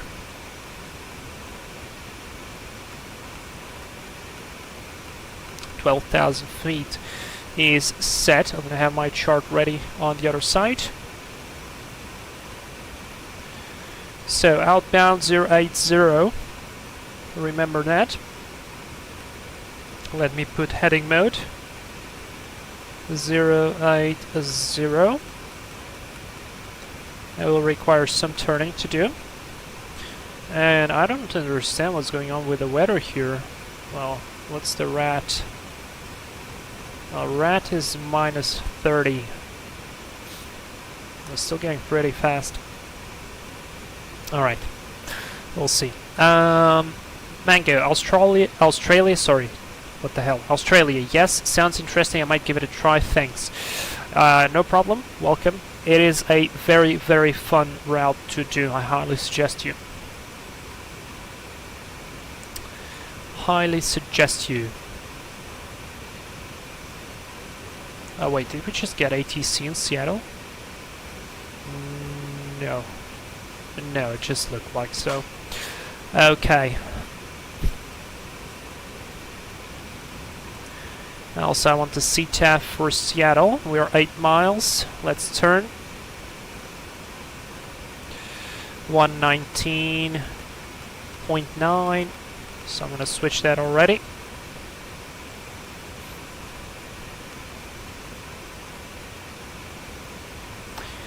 And we're 6 miles. Let's start to descend slowly. And I might disable the auto thrust now. Perhaps. Yeah, let's disable it. We finished what we wanted, so power to idle. Let's maintain to 50. And initiate the descent.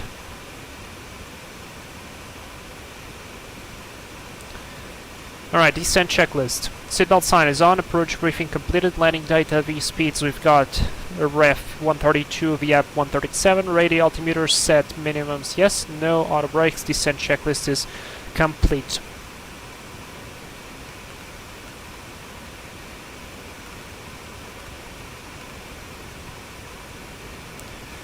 And this jet stream is quite powerful, holy cow. There's still that much offset, really?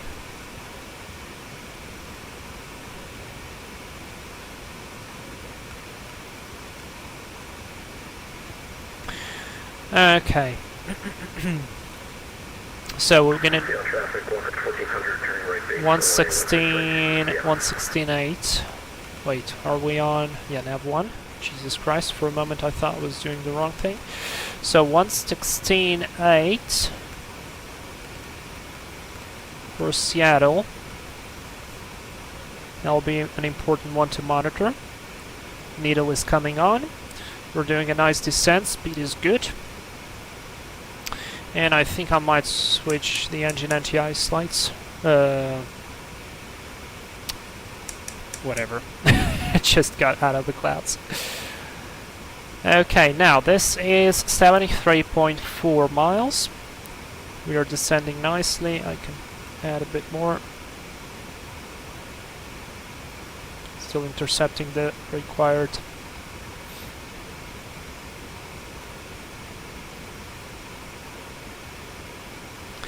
And we might do it now. Oh yeah, and it's raining. You know what? Wing anti-ice on as well.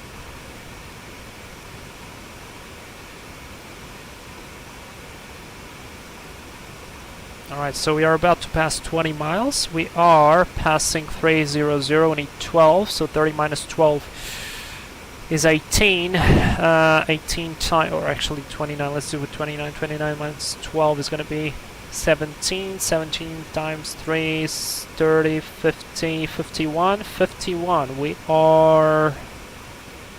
yeah, we're about 52 miles out. 51 miles out. Okay, we're exactly where we should be. Good. We are exactly where we should be, so let's continue.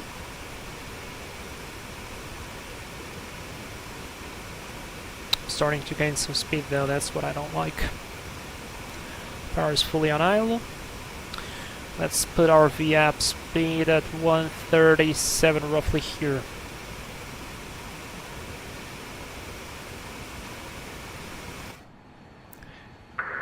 Seattle traffic, Walker 1400, 12 mile final, runway 16 right.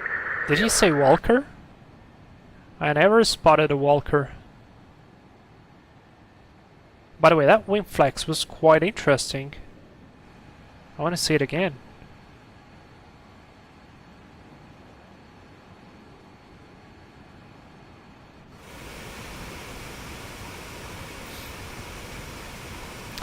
Alright, 250 is looking good now.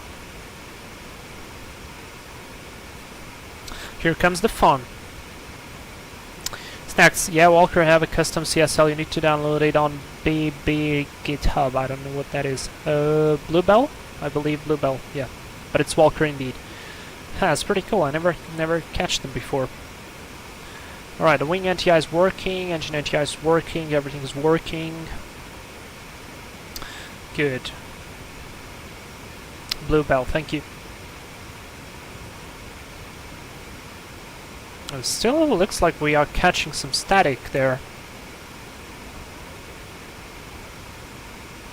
Alright, clear for now.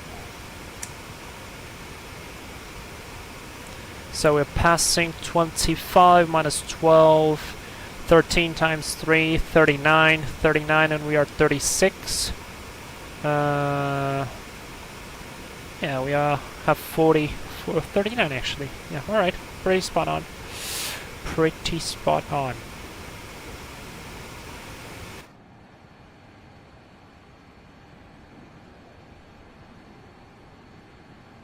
Man, I really want to have the other 707. I'm excited.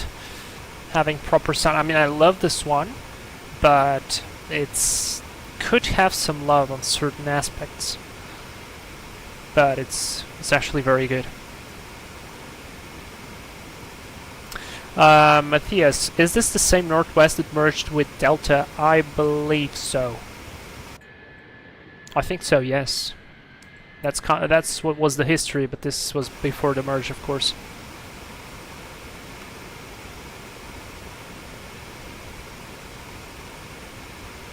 Alright, another thing we have to check, by the way, I forgot this one, it's important, is at 11 degrees, roughly sea level, 11 degrees, so let's assume 10, 178, so if we have to go around, our max CPR is 178 and max continuous would be I'm gonna go 163. Seattle traffic, Walker 1400, 4 mile final runway, 16 right, Seattle. Right, we're passing 22 minus 12 is 10, 10 is 30, yeah, we are on path, exactly, perfect, very good. Very good, I like what I'm seeing. I like what I'm seeing, and from that on to Alki we have... we need to go to 5,000 I said, right? 5,000.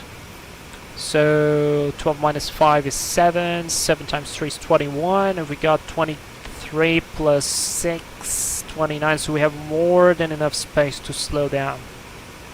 And that's very good.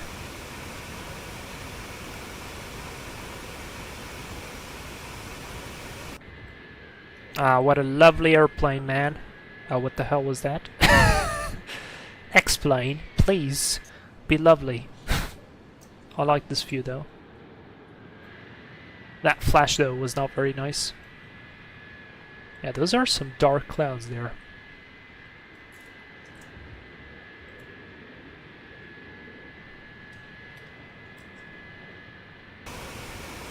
Alright, almost catching up the radial. We are established as long as we're within the half deflection. We are looking good.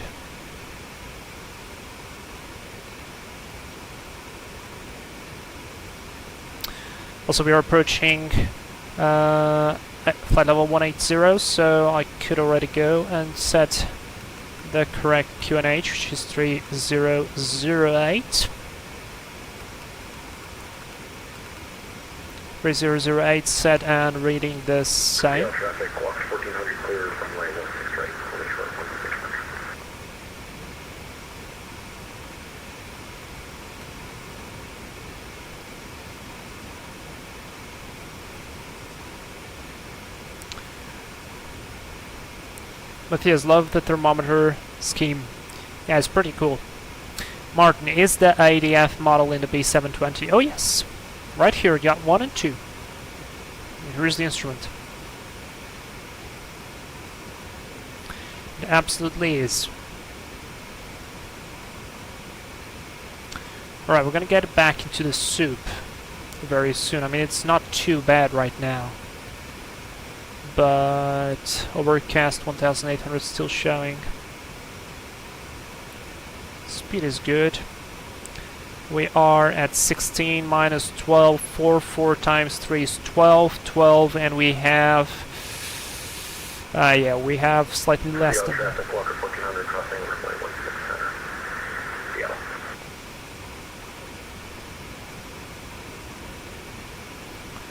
Just want to see if there's any traffic. That's the Walker guy, no one else around us, so...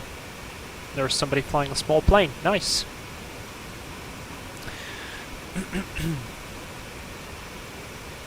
Alright, we're a little bit fast, but not too bad.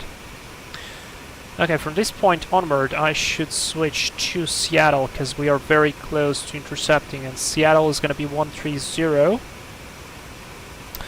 Seattle 116.8, let's hear it out. 111 dot dot dot dot dot slash. Perfect. That was identified. We are on heading mode still. Very good. Nav2 130 on the course. Just about to intercept it. Nav mode on. Approaching 12,000, slightly above though, but the charts can be different.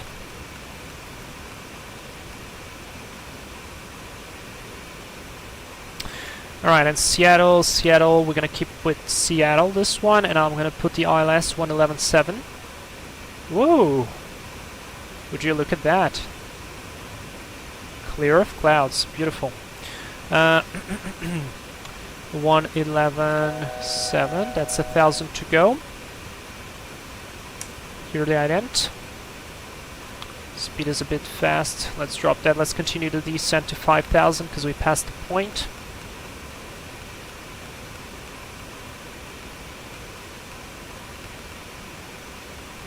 So ILS should be dot dot, then 3 dots, then dash dash dot dot, and dot dot again.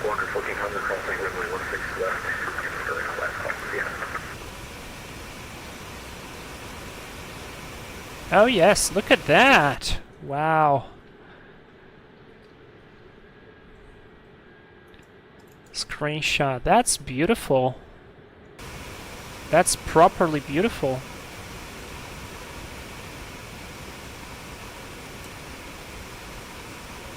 Alright, look at that. Look at that wind though.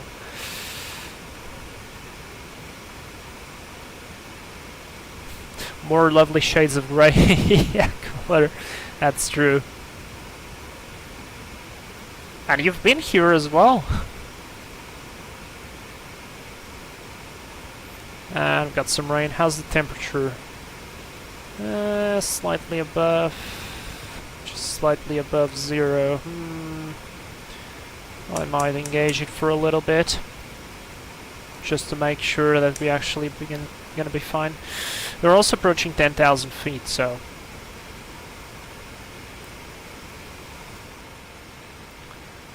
pressurization is looking good.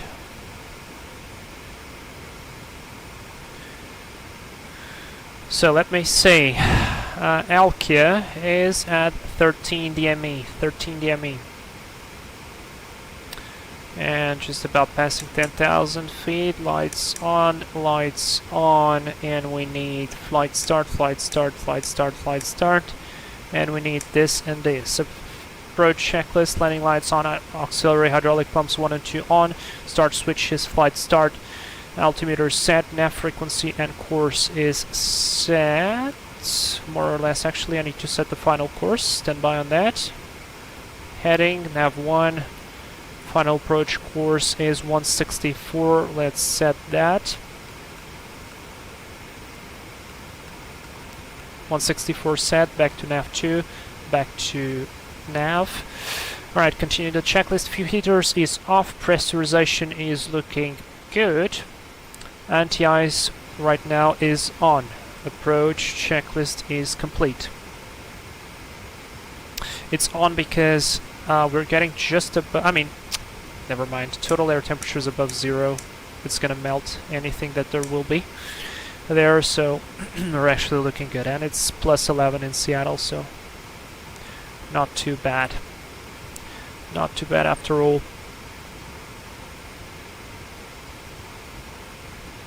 Right, to be fair, I could be starting to intercept earlier, like a very long final. So let's offset the VOR by 1 degree, and I do it 163. So let's do heading. We're 24 miles out, it's definitely possible. Let's do heading mode. Let's do course. I said 164, right? Yes, I said 164. So we're going inbound. Plus 30.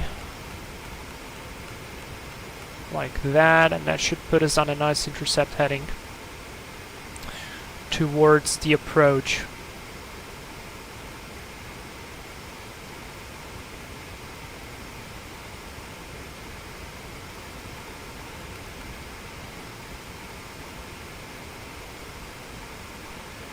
So we are 7,000 out. Missing F2, we are 20 miles out here. Could set the course as well on 164.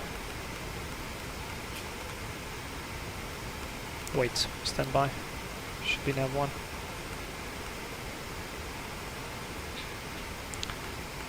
164. There we go, just got the localizer there. 2 dots. 3 dots.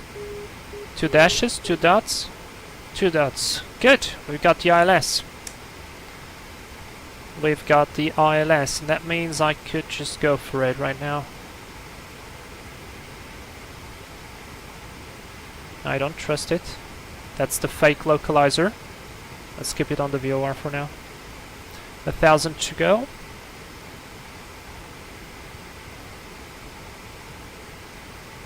Synchronous fire, what a productive day I had today. I took 2 long distance flights. Yeah. Alright, 15 miles. 15.9 miles is 5,000 the limit, so we're not too bad. We're actually not too bad. I'll decrease the there we go. Now we're on the correct localizer. Whew, see?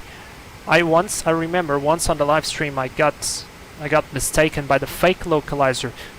Guys, we just studied today. Remember in my notes I had beware of false localizer and glide path indications. There we go. Alright, in that case I could just put the missed approach, which is going to be course 161. And we are just... oh, we passed 5,000. Why didn't it call? It didn't call me. Alright, let's decrease the descent rate. There's the glide path. Oh, we're not too bad. We're very good, in fact. Let's turn a little bit more inbound. Like that. Anyone else? No. I want to decrease even more the descent rate. Speed is good. Let's put it here on 200. If we go missed, I'll do plus 160 on the climb out.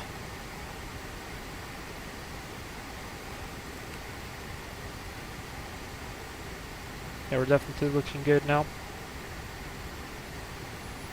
Just waiting for the localizer alive.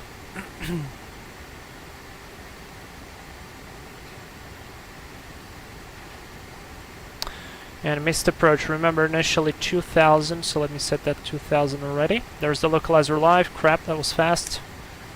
Localizer alive. It's oh, Jesus, that was fast. I'm gonna do a slight overshoot. Literally when I look back. Power to idle.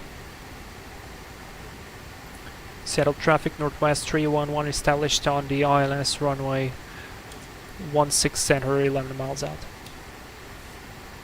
Alright, 2,000 feet is set, speed is good.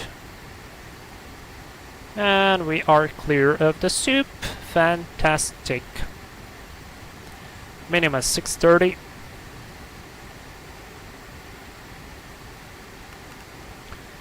Pardon me, I'll just do this very quickly and do this, and then I do course 161 just in case we go missed, and back to glide slope. Done. That's checked.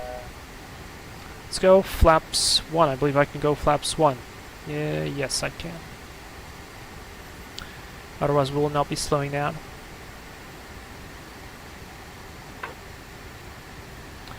That's flaps 1. There we go, just checking the speed once again. 132 sounds good, 137 sounds good to me.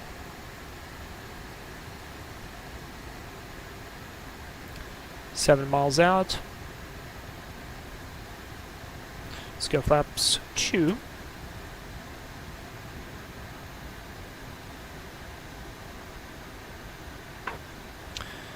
Let's go gear down. Speed brakes armed. Lights off, lights on in this case.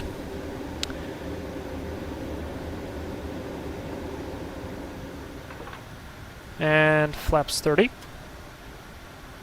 This airplane has a pretty high nose-up attitude. Landing checklist, gear down, 3 greens, flaps 30 degrees set, speed brake is armed. Landing lights on, landing checklist complete. We're almost on speed.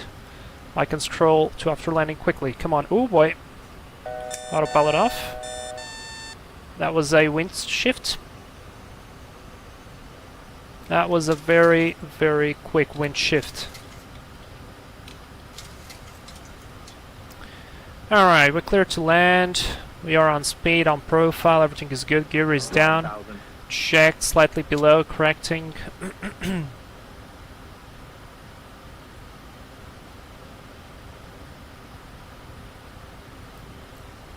On profile now.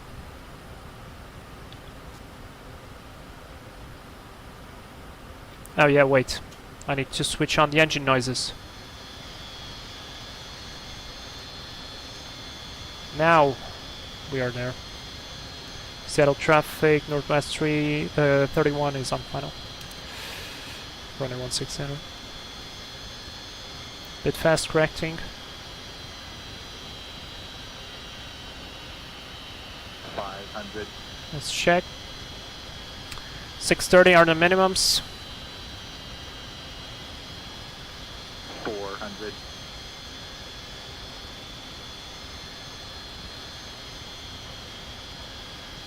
300. 100 minimus. Minimum. Now we get the minimums, actual minimums. Bit low correcting. 100. Oh, thank you very much.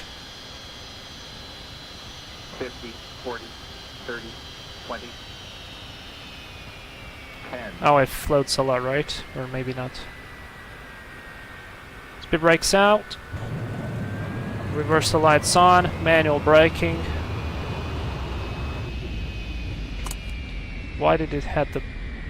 What? It had the parking brake on? Alright, reverses out. That was fast. That was a decent landing with a not so decent parking brake on for whatever reason. Interesting. Alright, never mind. No problem. No APU, no problems. Let's just vacate. And we have nobody on approach, so we can just cross the runways. That's one way to stop. Yeah, that's why the nose dropped so hard. Okay, we're vacating on Mike. Mike, that's exactly where I was planning though, so totally fine.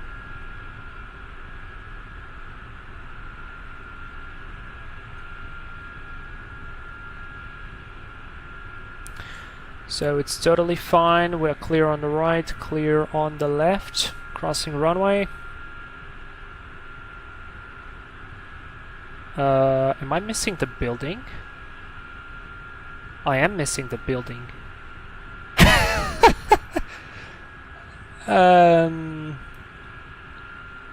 What?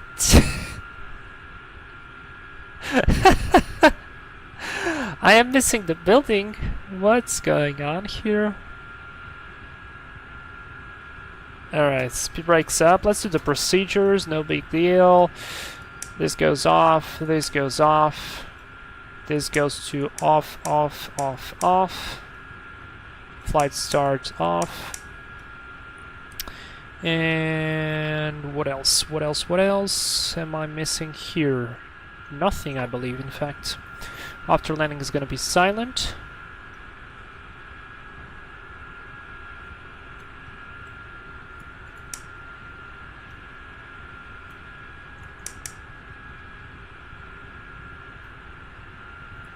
Oh, no, not that sorry. Alright, after landing is complete.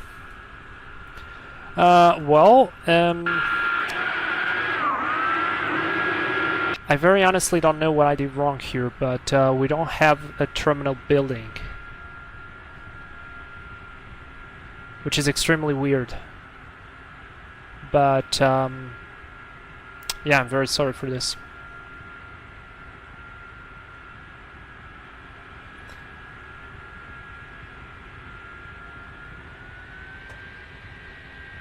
Get the autogate, we got the jetways, we got all the traffic, but not the buildings? What is going on?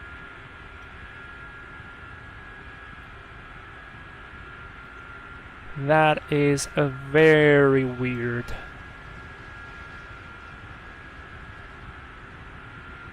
Anyways, we got it into one piece. So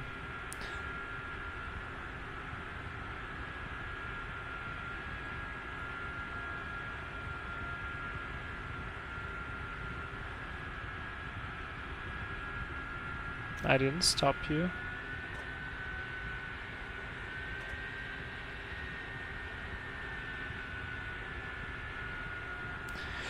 Alright, parking brake is set, lights are off. We're gonna now cut off 2 of the engines.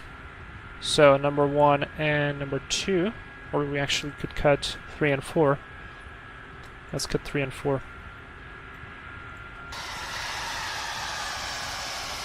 Call ground services on.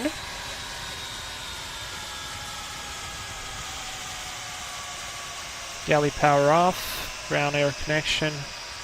Ground power on. We can just confirm that it's on. In fact, yes, it is. And we can cut the rest. Seatbelt signs off. Beacon light off. The jetway works. Air conditioning off. That tripped already. And we can close the boost pumps. 21:37. Very nice. Well, doors, I guess. Doors and what else? Nothing. Ground equipment. No stairs, only on the back, cones, people, that's it. Parking checklist. Runway turn off lights off, ground services called, external power on, essential power is on, external power. Ground air connection on, start levers cut off, beacon lights are off, seatbelt sign is off. Exterior lights as required, I can put this to on. INS, don't have it, galley power off, electrical panel checked, fuel pumps and valves off, bleed air switches off. Cockpit lights, well, as required, I can put the lights on here just for the sake of it, even though it doesn't make a lot of difference now. Radio altimeter reset. Transponder, that's important, off. And 2000. Flight recorder off. After deboarding, I also need to switch these pumps off. Hydraulic pumps 1 and 2 off, emergency exit lights, all that stuff. We're gonna leave that for later. Do you guys want to see the replay? Oh man, this is so weird. Okay, we're in the terminal now. Everybody pretend nothing happened. And everything is good. Do you want to see the replay? Let's watch the replay of the landing. Out of fun. Why not? Why not? I don't think it was too bad, but my man Seattle, what has happened to you?